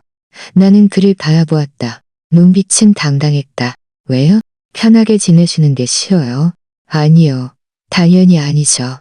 민준 씨는 서둘러 부정하며 억지로 웃었다. 그냥 좀 의외라서요. 서윤 씨가 정말 세심하게 배려했네요. 그의 말은 약간 건조했다. 다 한 가족인데 당연한 거죠. 나는 그에게 국 한 그릇을 떠주었다. 빨리 국 좀 마셔요. 오후 내내 고생했잖아요. 이 식사의 후반부에서 민준 씨는 말이 눈에 띄게 줄었고 밥도 제대로 먹지 못하는 듯했다. 나는 그가 어딘가 불안해하고 마음이 이미 식탁을 떠나 있었다는 것을 느낄 수 있었다. 그는 분명 부모님이 안방에서 지내는데 그 옷장, 그 소포는 어떻게 할지 궁리하고 있을 것이다. 식사 후 시어머니는 그릇을 치우셨고 민준 씨는 여행용 가방을 방으로 가져가 정리해야 한다고 말했다. 그는 무의식적으로 안방으로 향하다가 문 앞에서야 정신을 차리고 발걸음을 멈췄다. 얼굴에는 당황스러움이 스쳐 지나갔다. 민준 씨, 당신 물건은 제가 작은 방에 넣어뒀어요. 나는 적절한 시점에 그의 당황함을 해소하고 내가 원하는 방향으로 그를 이끌었다. 먼저 작은 방으로 가서 정리하세요. 갈아입을 옷도 제가 다 꺼내서 침대 위에 올려뒀어요. 안방은 부모님이 쓰시니 당분간은 저와 함께 작은 방에서 지내세요. 네. 민준 씨는 서둘러 몸을 돌려 여행용 가방을 끌고 작은 방으로 향했다. 그의 뒷모습은 어딘가 황급해 보였다. 나는 시어머니를 도와 주방을 정리하고 식탁을 닦았다. 시아버지는 뉴스를 보러 가셨다. 나는 과일 한 접시를 가까들고 작은 방으로 향했다. 문은 살짝 열려 있었다. 나는 노크를 하고 문을 밀고 들어갔다. 민준 씨는 열려있는 여행용 가방 앞에 쪼그리고 앉아 있었지만 전혀 정리하는 중이 아니었다.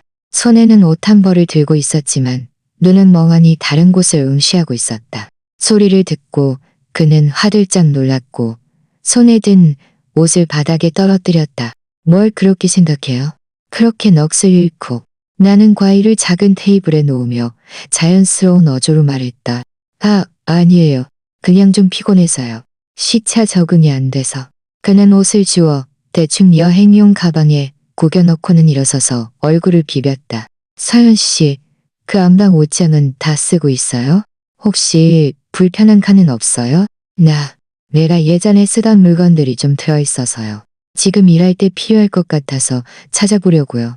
그는 변명거리를 만들었지만 내 눈을 똑바로 쳐다보지 못했다. 드디어 본론으로 들어가는군. 나는 마음속으로 냉소했지만 얼굴에는 생각하는 듯한 표정을 지었다. 옷장이요. 어머니가 바깥쪽 절반을 자주 입는 옷들을 넣어두셨고 안쪽 절반 문이 좀 문제가 있는 것 같아서 걸려 있더라고요. 제가 혹시라도 갑자기 열려서 놀라게 할까봐 일단 잠가뒀어요.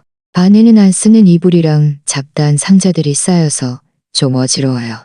당신 혹시 급하게 찾아야 할 물건이 있어요?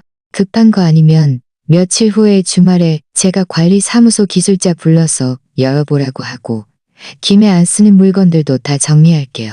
잠겨뒀다고요? 민준 씨의 목소리가 갑자기 조금 높아졌다가 이내 서둘러 낮아졌다. 그의 눈빛에는 초조함이 스쳐 지나갔다. 왜 잠가뒀어요? 열쇠는요? 열쇠는 제가 가지고 있어요. 나는 그를 보며 약간 의아한 표정을 지었다. 왜요? 안에 아주 중요한 물건이라도 있어요. 당신이 전에는 아무 말도 안 했잖아요. 아니면 제가 지금 열쇠 가져다 줄까요?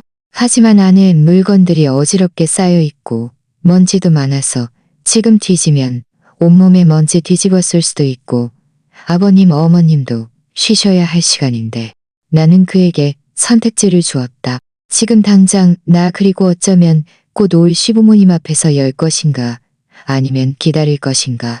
민준 씨의 표정은 순식간에 몇 번이고 변했다. 그는 분명 지금 당장 열 준비가 되어 있지 않았다. 특히 내 앞에서 게다가 시부모님이 언제든 들어올 수 있는 상황에서 말이다. 그는 억지로 미소를 지으며 손을 내저었다. 아니요. 괜찮아요. 중요한 물건은 아니에요. 그냥 예전에 쓰던 물건들이라서요. 제가 잘못 기억했을 수도 있고요. 다음에 시간 날 때 다시 얘기하죠. 급한 거 아니에요. 그럼 그렇게 해요. 나는 고개를 끄덕이며 더 이상 묻지 않았다. 먼저 씻고 좀 쉬세요. 시차 적응하시고요. 과일도 잊지 말고 드세요. 나는 몸을 돌려 작은 방을 나왔고 문을 살짝 닫았다. 문을 닫는 그 순간 내 입가의 마지막 온화한 미소도 사라졌다. 그가 당황했다. 그는 지금 열 엄두를 내지 못했다. 그는 내가 발견할까봐, 설명할 수 없을까봐 두려워했다. 이것은 내 판단을 확증해 주었다. 그 소포 안의 물건은 결코 햇빛을 볼 수 없는 것이었다. 적어도 나에게는 보일 수 없는 것이었다. 거실로 돌아오자 시어머니가 마침 안방에서 나오셨다. 손에는 빨래할 옷을 들고 있었다. 민준이 정리 다 했어? 피곤해 보여? 네, 정리 중이세요. 시차 적응이 안 돼서 좀 힘들어 하시네요. 나는 시어머니 손에 들린 옷을 받았다. 어머니, 제가 빨래할게요. 어머니는 TV 보세요. 아이고, 그래. 시어머니는 고집하지 않고 시아버지 옆 소파에 앉았다. 나는 옷을 안고 베란다 세탁기로 향했다. 안방을 지나며 닫힌 방문과 문 옆에 침묵하며 잠겨있는 옷장을 흘끗 보았다. 민준 씨, 당신이 감히 마주하지 못하는 것을 나는 기어이 모든 사람 앞에서 드러낼 것이다. 그리고 그 순간은 그리 멀지 않았다. 당신의 당황은 그저 식전 요리에 불과하다. 진정한 만찬은 아직 멀었다. 민준 씨는 집에 돌아온 첫 이틀 동안 분명히 넋을 잃은 듯 지냈다. 시차 적응은 좋은 변명거리였다. 그는 늘 자신이 멍하고 어지러질하다며 대부분의 시간을 작은 방에 틀어박히거나 거실 소파에 앉아 멍하니 있었다. 하지만 그의 시선은 늘 보이지 않는 실에 이끌린 듯 안방 문 쪽으로, 특히 문 옆에 옷장 쪽으로 향했다. 시어머니는 아들을 안쓰러워하며 맛있는 음식을 해주셨고 시아버지도 TV 소리를 최대한 줄였다. 집안 분위기는 그의 비정상적인 침묵 때문에 미묘하게 가라앉아 있었다. 나는 평소처럼 출근하고 퇴근하며 그의 숨길 수 없는 초조함을 모른 척했다. 심지어 예전보다 더 다정하게 그에게 충분히 쉬라고 말하고 안정에 도움이 되는 차를 끓여주었다. 나의 평온함은 거울처럼 그의 불안을 비추어 그를 더욱 괴롭게 만들었다. 4일째 되는 날은 토요일이었다. 아침 식사 후 시어머니는 주방에서 설거지를 하고 계셨고 시아버지는 베란다에서 자신의 난 화분 몇 개를 만지고 계셨다. 민준 씨는 거실 몇 걸음 서성이다가 마침내 참지 못하고 내 옆으로 다가와 목소리를 낮췄다. 서연 씨, 그 안방 옷장 열쇠 어디에 뒀어요? 제가 생각해보니 안에 예전에 쓰던 전공 서적 몇 권이 있는데 지금 업무에 필요할 것 같아서 찾아보려고요. 그는 변명을 지어냈지만 내 눈을 똑바로 쳐다보지 못했다. 나는 마침 식탁을 닦고 있던 참이었다. 고개를 들자 얼굴에는 당당함이 가득했다. 열쇠는 제가 작은 방 서랍에 넣어뒀어요. 정말 지금 찾아야 해요. 아버님 어머님도 이따가 방에 들어가서 쉬실 텐데 지금 뒤지면 먼지가 많이 날리고 옷장 문도 꽉 막혀서 잘 안 열릴 수도 있어요. 아니면 오후에 얘기할까요? 아버님 어머님 외출하실 때요.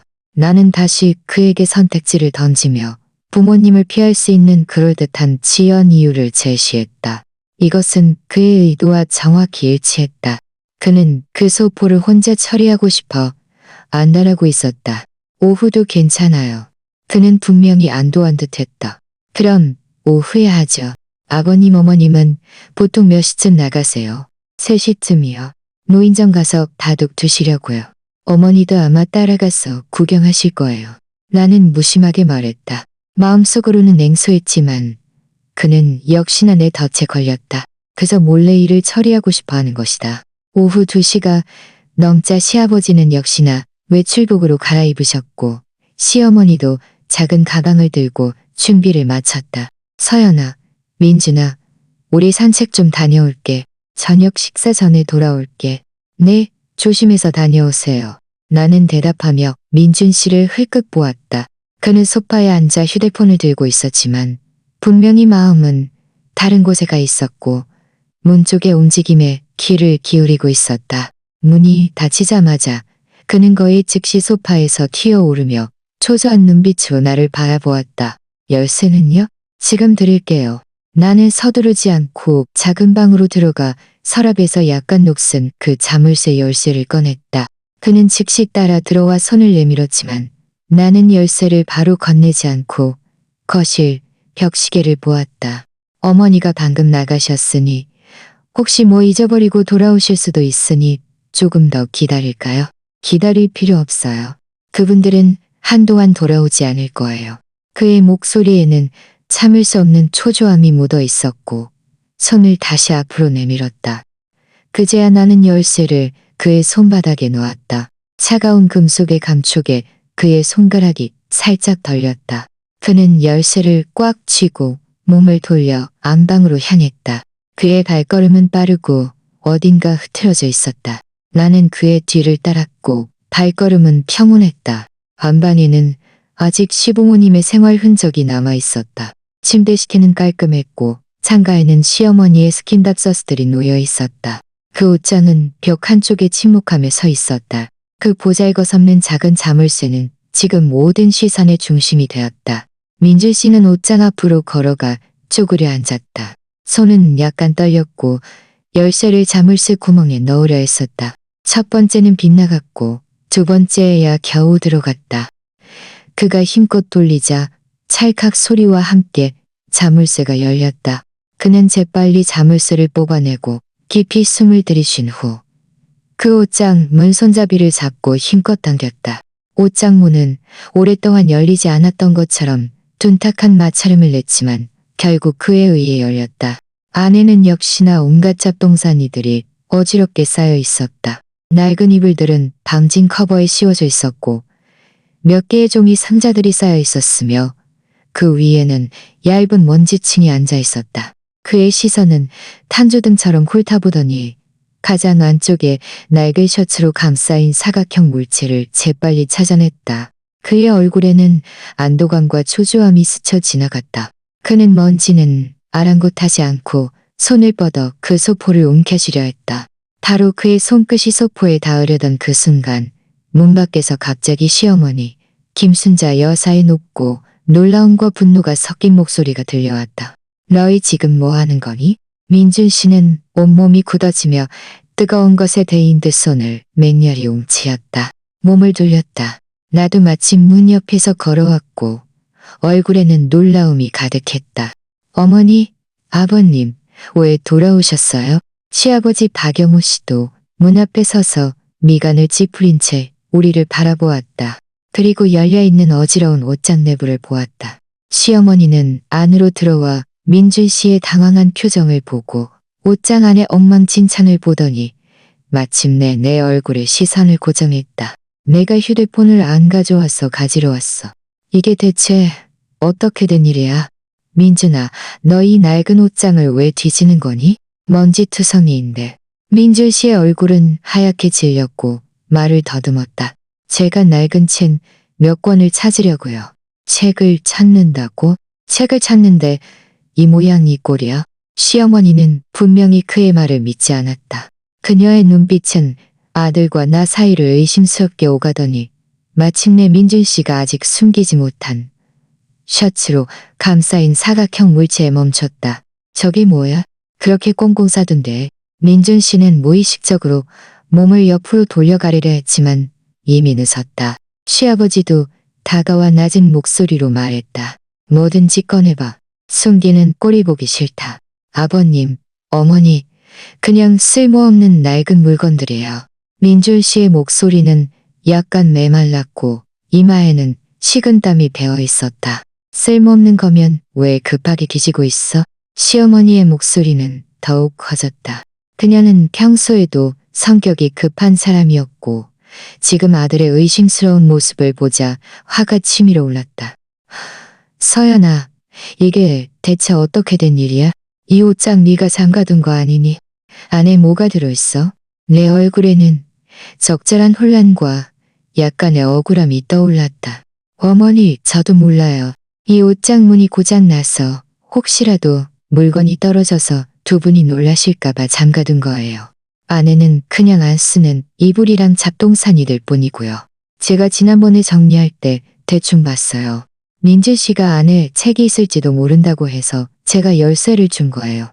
나는 민준 씨를 바라보며 온화하지만 추궁하는 듯한 어조로 말했다.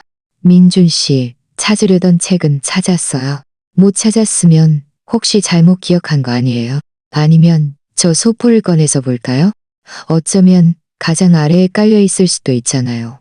내 말이 떨어지자마자 시어머니와 시아버지의 시선은 일제히 민준 씨에게, 특히 그 소포에 고정되었다. 분위기는 갑자기 무겁고 어색해졌다. 민준 씨는 징태양난에 빠졌다. 그는 부모님 앞에서 강제로 소포를 가져가거나 타개할 수는 없었다. 그의 얼굴은 붉어졌다가 하얗게 질렸고 작은 열쇠를 꽉 쥔 손가락은 하얗게 변했다. 뭐 하는 거야? 꺼내봐. 시아버지의 어조에는 명령이 섞여 있었다. 그는 아들의 이런 행동에 분명히 매우 불만스러워했다. 부모님의 엄격한 시선과 나의 순진한 시선 아래 민준 씨는 마침내 극도로 느리게, 극도로 마지못해 다시 허리를 숙였다.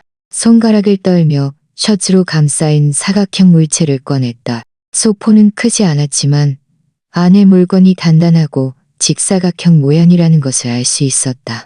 그는 소포를 옆에 비교적 깨끗한 침대 위에 놓았지만 낡은 셔츠의 매듭을 풀기를 주저했다. 시어머니는 기다리다 못해 직접 손을 댔다. 이게 무슨 물건인지 보자. 그녀는 두세 번 만에 헐거운 매듭을 풀었고 낡은 셔츠가 열리자 안에서 짙은 파란색 벨벳 보석 상자가 드러났다. 정면에는 유명 보석 브랜드의 로고가 찍혀 있었다. 민준 씨의 얼굴은 순간 종이처럼 창백해졌다. 입술이 움직였지만 아무 소리도 내지 못했다. 시어머니는 분명 그 브랜드를 알아보는 듯했다. 잠시 멍하니 있다가 의아한 표정으로 상자를 집어들었다. 이게 보석 상자잖아. 이걸 왜 여기 숨겨뒀어? 그녀는 무심코 뚜껑을 열었고 그 순간 침실에 불빛이 번쩍이는 듯했다. 상자 안에 검은색 벨벳 위에 정교하고 화려한 디자인의 다이아몬드 목걸이가 조용히 놓여 있었다. 레인 다이아몬드는 작지 않았고 주위에는 작은 다이아몬드들이 둘러싸여 있었다. 한눈에 봐도 꽤 비싸 보이는 물건이었다. 이것은 결코 낡은 옷장 안에 아무렇게나 넣어둘 낡은 물건이 아니었다. 시어머니는 깜짝 놀랐다. 목걸이를 집어 불빛에 비춰보더니 다시 민준 씨를 바라보았다. 눈빛은 의문에서 충격과 믿을 수 없다는 표정으로 변했다. 이거 다이아몬드 아니니? 언제 산 거야? 여기다 왜 숨겨둔 거야? 그녀는 갑자기 무언가 생각난 듯 맹렬히 나를 돌아보았다. 서연아, 이거 네가 산 거니? 아니면 민준이가 너에게 준 깜짝 선물이야. 나는 적절한 당황과 놀라움이 섞인 표정을 지으며 앞으로 다가가 목걸이를 자세히 살펴보았다. 그러고 나서 천천히 고개를 저었다. 목소리는 아주 작았지만 충분히 선명했다. 어머니, 저는 이 목걸이를 본 적이 없어요. 이 브랜드는 아주 비싸고 제가 평소에 살 만한 디자인도 아니에요. 나는 잠시 멈췄다가 민준 씨를 바라보았다. 눈빛에는 적절한 상처와 의문이 담겨 있었다. 민준 씨, 이것. 민준 씨는 입을 벌렸지만 목구멍에서 컥컥거리는 소리만 날 뿐 한마디도 하지 못했다. 이마에 땀방울이 굴러떨어졌다. 시아버지 박영호 씨의 얼굴은 이미 굳어져 있었다. 그는 한 걸음 앞으로 다가가 보석 상자를 받아들고 다시 목걸이를 자세히 살펴보았다. 그러고 나서 날카로운 눈빛으로 아들을 노려보았다. 목소리에는 억눌린 분노가 담겨 있었다. 말해, 이거 어디서 난 거야? 보석 상자 바닥에는 아직 뭔가 있는 듯 했다. 시아버지는 굳은 얼굴로 손가락으로 벨벳을 밀어내자 그 아래에 적혀진 카드 한 장이 드러났다. 그는 그것을 꺼내 펼쳤다. 그것은 직접 만든 축하 카드였다. 표지에는 서툴지만 정성껏 그린 하트 그림이 있었고 안에는 손글씨로 쓰여 있었다. 시아버지는 눈을 가늘게 뜨고 소리내어 읽었다. 너를 만난 것은 내 인생 최고의 우연이었어. 이 목걸이가 잠시 너의 곁을 지켜주기를 바라. 내가 돌아오면 곧 우리는 영원히 함께할 수 있을 거야. 영원히 너를 사랑하는 민준. 민준이라는 마지막 글자의 획은 길게 늘어져 무한한 부드러움을 담고 있는 듯했다. 민준의 민, 이지원 씨의 지. 침실에는 죽음 같은 정적이 흘렀다. 오직 시아버지의 분노로 인해 거칠어진 숨소리와 시어머니의 갑자기 날카로워진 헐떡임만이 들렸다. 민준 씨는 온몸의 뼈가 다 빠진 듯 털썩 주저앉았다. 옷장을 붙잡아 겨우 넘어지지 않았다. 얼굴에는 핏기 하나 없었다. 시어머니는 목걸이를 든 손이 떨리기 시작했다. 그녀는 목걸이를 보고 축하 카드를 보고 그리고 핏기 없는 아들을 보았다. 마지막으로 나를 바라보았다. 그녀의 눈에는 충격, 수치심, 그리고 철저히 속고 배신당했다는 분노가 가득했다. 민준아, 시어머니의 목소리가 갑자기 높아졌다. 흐느낌과 날카로운 비통함이 섞여 있었다. 이게 뭐야? 이게 뭔데? 이게 네가 어느 여우 같은 계집에게 사준 거야. 영원히 함께? 너 뭐 하려는 거야? 서연이에게 이럴 수 있어? 우리에게 이럴 수 있어? 시아버지는 축하 카드를 쥔 손에 관절이 하얗게 변할 정도로 꽉 쥐었다. 그는 맹렬히 축하 카드를 민준 씨의 발밑에 내던졌다. 가슴이 격렬하게 들썩였다. 그를 가리키며 화가 나서 말을 잇지 못했다. 이 망할 자식. 우리 박씨 집안에서 어떻게 너 같은 뻔뻔한 놈이 나왔냐? 그는 맹렬히 손을 들어 때리려는 듯 했지만 결국 그 손은 공중에서 뻣뻣하게 떨리다가 무기력하게 떨어져 꽉 쥔 주먹이 되었고 손등의 뼈마디가 하얗게 변했다. 부모님의 폭풍 같은 질책 앞에서 민준 씨는 마침내 약간 정신을 차린 듯했다. 그는 맹렬히 고개를 들었고 눈빛은 당황스럽게 나를 훑어본 후 다시 시부모님을 보았다. 말을 더듬으며 변명하려 했다. 어머니, 아버님, 아니에요, 아니에요. 두 분이 생각하시는 그런 게 아니에요. 이건 제가 동료가 부탁해서 산 거예요. 맞아요. 동료 대신 사다 준 거예요. 사연 씨가 오해할까봐 잠시 숨겨둔 거예요. 그 축하 카드. 축하 카드는 그냥 장난이었어요. 그건 개소리. 시어머니는 화가 나서 온몸을 떨며 그의 허술한 거짓말을 가로막았다. 동료 대신 사다 줬다고? 동료 대신 사다 준 걸 내 집 옷장 안에 숨겨두고 이런 뻔뻔한 말을 썼단 말이야? 민준아, 네가 우리를 바보로 알아? 아니면 서연이를 바보로 알아? 그녀는 목걸이와 상자를 민준 씨의 발 밑에 내던졌다. 보석 상자가 튀어오르고 목걸이가 굴러떨어져 어두운 침실 바닥에서도 여전히 눈부시게 반짝였다. 어머니, 진정하세요. 몸 조심하세요. 나는 마침내 입을 열었다. 목소리는 높지 않았고 심지어 약간 지친 듯 쉬어 있었지만 놀랍게도 시어머니의 흐느낌 섞인 분노를 압도했다. 나는 앞으로 걸어가 허리를 숙여 그 축하 카드를 조용히 주었다. 그리고 목걸이를 주어 보석 상자에 조심스럽게 다시 넣었다. 나의 행동은 매우 느리고 안정적이었다. 마치 평범한 물건을 다루는 것처럼. 나의 평온함과 시부모님의 격분, 민준 씨의 초라함은 기묘한 대조를 이루며 방 안의 분위기를 더욱 얼어붙게 했다. 그들은 모두 나를 바라보았다. 시어머니의 눈에는 안쓰러움과 죄책감이, 시아버지의 눈에는 침통함과 난처함이 가득했다. 민준 씨는 불안과 약간의 요행을 바라는 듯한 표정이었다. 그는 아마 내가 울거나 소란을 피울 것이라고 생각했을 것이다. 그렇게 되면 오히려 그에게는 혼란을 틈타 상황을 모면할 기회가 생겼을 테니. 하지만 나는 그러지 않았다. 나는 그저 보석 상자를 들고 창가로 걸어가 더 좋은 빛 아래에서 그 축하 카드를 다시 자세히 살펴보았다. 그러고 나서 작게 한숨을 쉬며 고개를 들어 민준 씨를 바라보았다. 눈빛에는 분노가 없었다. 오직 깊은 실망감과 거의 잔인할 정도의 맑은 정신만이 있었다. 박민준. 나는 그의 이름을 또박또박 불렀다. 목소리는 또렷했다. 예, 이지원은 이지엇이 맞죠. 당신 회사에 새로 온 그 비서. 25살. 성서동 아이파크에 사는 거 맞죠? 민준 씨는 벼락이라도 맞은 듯 맹렬히 한 걸음 뒤로 물러섰어. 뒤에 있는 옷장에 쿵 하는 둔탁한 소리를 내며 부딪혔다. 그의 눈동자는 축소되었고 얼굴의 마지막 핏기도 사라져 경악에 질린 잿빛만 남았다. 당신이 어떻게? 그의 목은 메말랐고 거의 완전한 문장을 말할 수 없었다. 나는 그에게 대답하지 않고 마찬가지로 충격받은 시부모님에게 몸을 돌렸다. 목소리는 여전히 평온했지만 더 무거운 폭탄을 던지기 시작했다.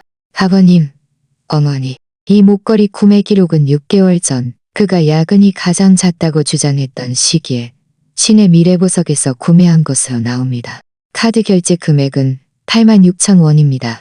그리고 거의 같은 시기에 그가 저에게 준 생일 선물은 1,200원짜리 스카프였고요. 시어머니는 숨을 들이켰다. 시아버지의 얼굴은 더욱 굳어졌다. 나는 그에게 숨 돌릴 틈도 주지 않고 계속했다. 잠옷주머니에서 미리 준비해둔 휴대폰의 잠금을 해제하고 미리 저장해둔 사진 몇 장을 여러 화면을 시부모님에게 돌렸다. 이것은 작년 10월부터 올해 3월까지 그의 은행 카드 몇 장에서 발견된 의심스러운 소비 및 이체 기록입니다. 호텔, 레스토랑, 명품점, 그리고 매달 고정적으로 끝자리가 7419인 계좌로 5,200원이 이체된 기록도 있습니다. 이체 메모는 생활비로 되어 있습니다. 이 계좌의 예금주 이름은 이지원입니다. 휴대폰 화면에 비친 시부모님의 갑자기 늙고 고통스러워하는 얼굴에 비쳤다. 시어머니는 입을 다물고 눈물을 뚝뚝 흘렸다. 시아버지는 거친 숨을 몰아쉬며 민준 씨를 노려보았다. 그 눈빛은 그를 산채로 삼켜버릴 듯했다. 그리고요. 나는 화면을 넘겨 또 다른 사진을 불러냈다. 그 여권의 정보 페이지와 여행 일정표였다. 이지원 씨는 한 달 전 휴직계를 제출했습니다.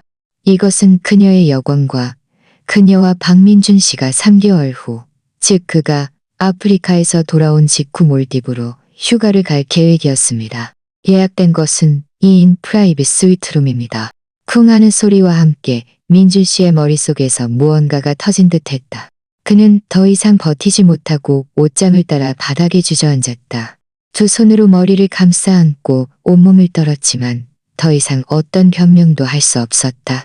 철벽 같은 증거들이 하나하나 그를 수치심의 기둥에 못 박았다. 시어머니는 더 이상 참지 못하고 민준 씨 앞으로 달려가 힘없는 주먹으로 그의 어깨를 내리치며 울부짖듯 욕했다. 이 짐승 같은 놈. 이 배은망덕한 짐승 같은 놈아. 서연이가 뭐가 부족하다고? 우리 박씨 집안이 너에게 뭐가 부족하다고? 네가 감히 밖에서 이런 지저분한 짓을 하고 여우 같은 계집과 도망가려고 해? 네가 우리 체면을 어떻게 세울 거야? 서연이는 어떻게 하라고? 그녀는 말하면서 눈물이 왈칵 쏟아졌다. 절반은 화, 절반은 믿을 수 없는 비통함이었다. 시아버지의 얼굴은 폭풍 전의 하늘처럼 검게 물들었다. 그는 아들을 뚜렷이게 노려보았다. 그 눈빛 속의 충격과 수치심은 거의 실질적인 채찍으로 변할 듯했다. 그는 시어머니처럼 소리치지는 않았지만 목소리는 이빨 사이로 새어나왔고 한마디 한마디가 무거운 무게를 담고 있었다. 네 망할 자식. 우리 박씨 집안에서 어떻게 너 같은 뻔뻔한 놈이 나왔냐? 그는 맹렬히 손을 들어 때리려는 듯했지만 결국 그 손은 공중에서 뻣뻣하게 떨리다가 무기력하게 떨어져 꽉 쥔 주먹이 되었고 손등의 뼈마디가 하얗게 변했다. 나는 울지 않았다. 소란을 피우지도 않았다. 그저 내가 주도한 이미 예정된 이 붕괴를 조용히 지켜보았다. 마음속 얼음덩어리는 더욱 단단하고 차가워졌다. 차가워서 아팠지만 나를 더없이 맑게 했다. 시어머니의 울음소리가 조금 사그라들어 억눌린 흐느낌으로 변하고 시아버지가 침대 가장자리에 힘없이 주저앉자 나는 다시 입을 열었다. 고요한 방 안에서 내 목소리는 유난히 또렷하게 들렸다. 어머니, 그렇게 말씀하지 마세요. 잘못은 두 분에게 있는 게 아니에요. 나는 잠시 멈췄다가 바닥에 널브러진 민준 씨에게 시선을 고정했다. 한마디 한마디가 또렷했다. 박민준, 지금 이 시점에서 우리 사이에 더 이상 할 말은 없네요. 이혼해요. 이 말은 마치 최후의 판결처럼 바닥에 떨어져 울림을 주었다.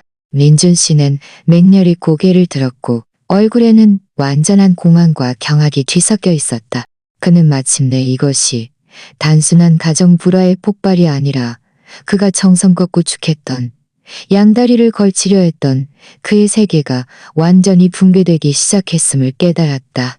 그리고 그 폐허의 한가운데 서서 이 모든 종말을 냉정하게 선언하는 사람은 그가 한 번도 진정으로 이해하지 못했고 한 번도 눈여겨보지 않았던 그의 아내였다. 폭풍의 눈은 지금 극도로 평온했다. 하지만 재산, 미래, 그리고 그가 숨기려 했던 모든 것에 대한 진정한 파도는 이제 막 시작될 참이었다. 내 손에 쥐고 있는 것은 이 증거들 뿐만이 아니었다.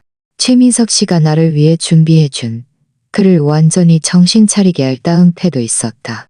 이혼 두 글자는 죽음 같은 방 안에 두 개의 얼음덩어리처럼 떨어져 박민준 씨의 마지막 유행을 산산조각 냈다. 그는 맹렬히 고개를 들었고 얼굴에는 경악과 함께 본능적인 저항감이 뒤섞여 있었다. 아니야 서유 씨, 내 말 좀 들어봐. 일이 당신이 생각하는 그런 게 아니야. 그는 일어서려 했지만 다리에 힘이 풀려 아무것도 잡지 못하고 허우적거렸다. 설명? 나는 가볍게 그의 말을 끊었다. 내 목소리에는 어떤 감정도 없었고 그저 차가운 진술만 있었다. 설명할게. 뭐 있죠? 어떻게 우리가 함께 모은 돈으로 다른 여자에게 8만 원이 넘는 목걸이를 사줄 수 있었죠? 설명해봐요. 어떻게 저에게 야근한다고 전화하면서 동시에 호텔에서 그 여자와 방을 잡을 수 있었죠? 설명해봐요. 어떻게 돌아오자마자 이 증거물들을 가지고 그 여자와 몰디브로 가서 새로운 삶을 시작할 계획을 세울 수 있었죠? 나는 한마디 할 때마다 한 걸음씩 앞으로 다가갔다. 그가 바닥에 주저앉아 있는 초라한 모습을 위에서 내려다볼 때까지. 박민준, 증거는 다 여기 있어요. 어머님도 보고 계시고요. 당신의 설명은 제가 바보라고 생각하는 건가요? 아니면 어머님이 늙어서 흐릿하다고 생각하는 건가요? 시어머니의 울음소리가 멈췄다. 그녀는 멍하니 나를 보다가 아들을 보았다. 얼굴의 눈물 자국은 아직 마르지 않았지만 눈빛은 처음의 충격과 고통에서 서서히 깊은 슬픔과 분노로 변해갔다. 시아버지는 무겁게 한숨을 쉬며 두 손으로 무릎을 짚었다.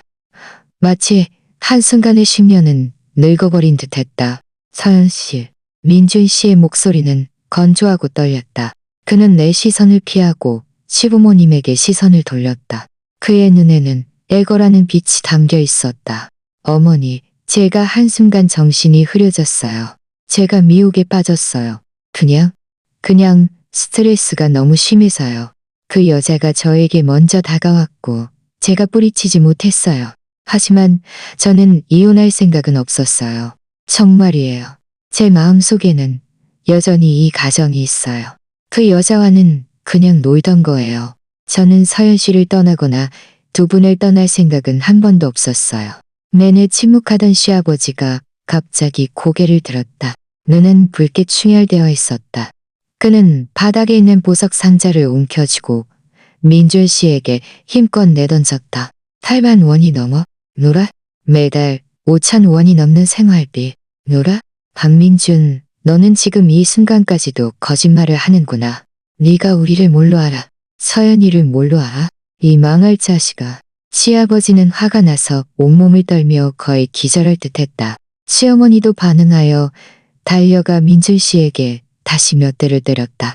이번에는 힘껏 때려 짝 소리가 났다. 노라? 내가 너를 이렇게 힘들게 키운 게 이런 짓 하라고 키운 줄 알아? 서연이가 뭐가 부족해?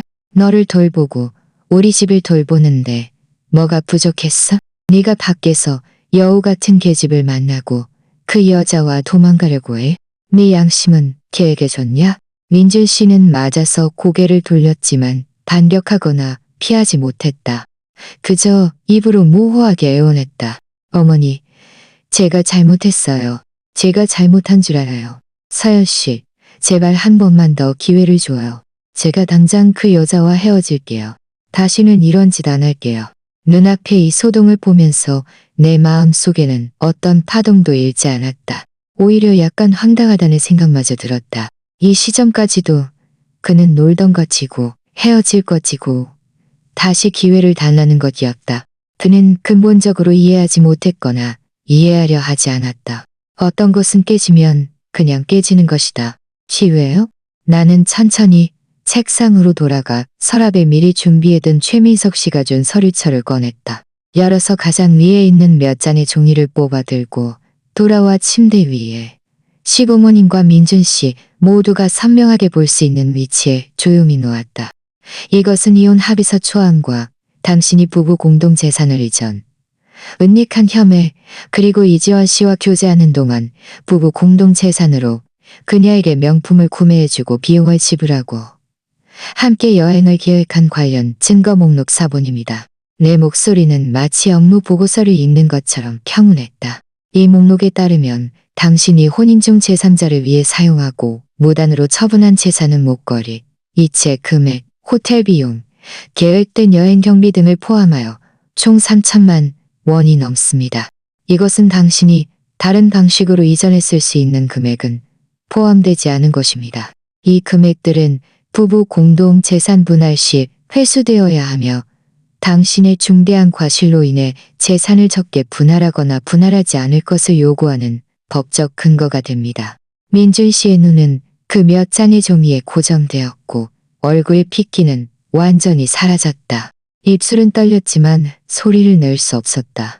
그는 아마 평소 온화하고 심지어 그의 눈에는 약간 순진하고 만만한 아내라고 생각했던 내가 이렇게 냉정하게 이런 서류를 내놓을 것이라고는 상상도 못했을 것이다. 시부모님도 경악했다. 그들은 법률 용어를 잘 이해하지 못했을지라도 3천만 원, 재산 이전, 적게 분할하거나 분할하지 않은 같은 단어들은 알아들었다.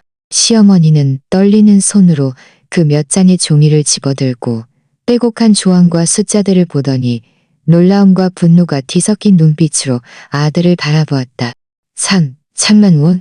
네가 집안 돈으로 그 여우 같은 계집에게 3천만 원을 써줬다고?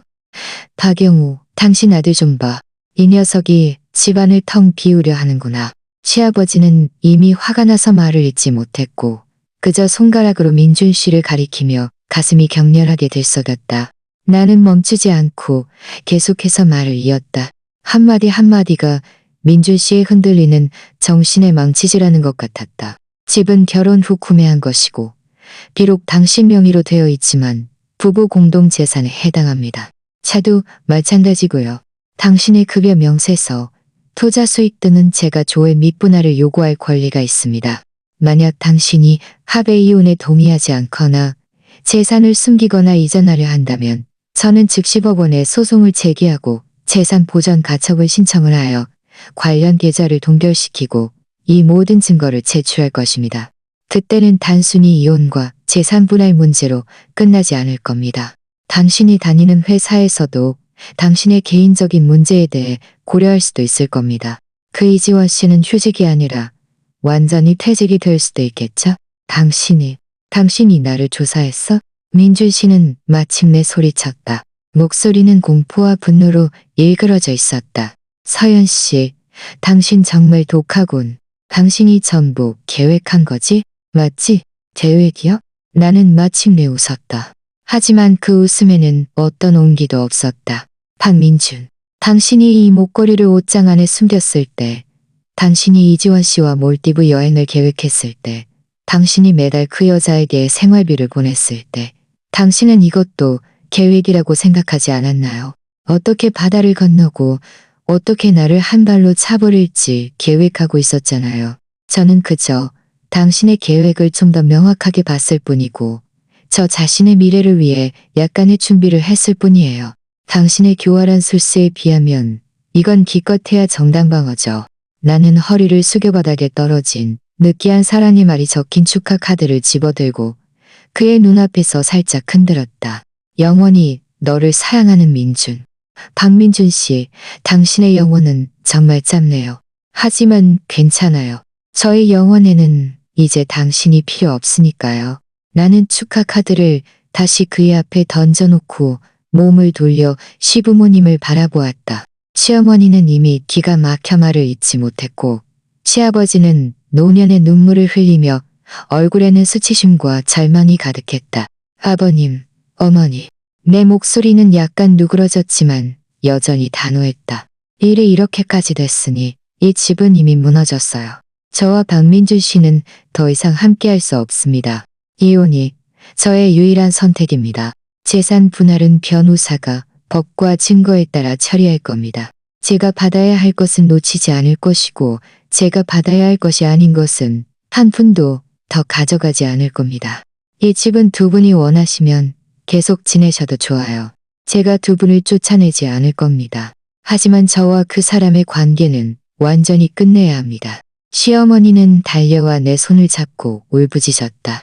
서연아, 우리 박씨 집안이 너에게 죄를 지었어. 우리가 이 짐승 같은 놈을 제대로 가르치지 못했어. 하지만 그래도 너희 부부 사이인데 한 번만 더 기회를 줄 수는 없겠니? 내가 그에게 무릎 꿇고 잘못 빌게 할게. 그 여우 같은 계집과 깨끗이 헤어지게 할게. 우리 다 같이 잘 살아보면 안 될까? 그녀의 말에는 노인의 불안감이 가득했다. 가정이 깨지는 것에 대한 두려움, 체면이 깎이는 것에 대한 두려움, 그리고 어쩌면 아들에 대한 마지막 희망이 남아 있었을지도 모른다. 나는 살짝 손을 빼내고 고개를 저었다. 목소리는 온화했지만 의심할 여지가 없었다.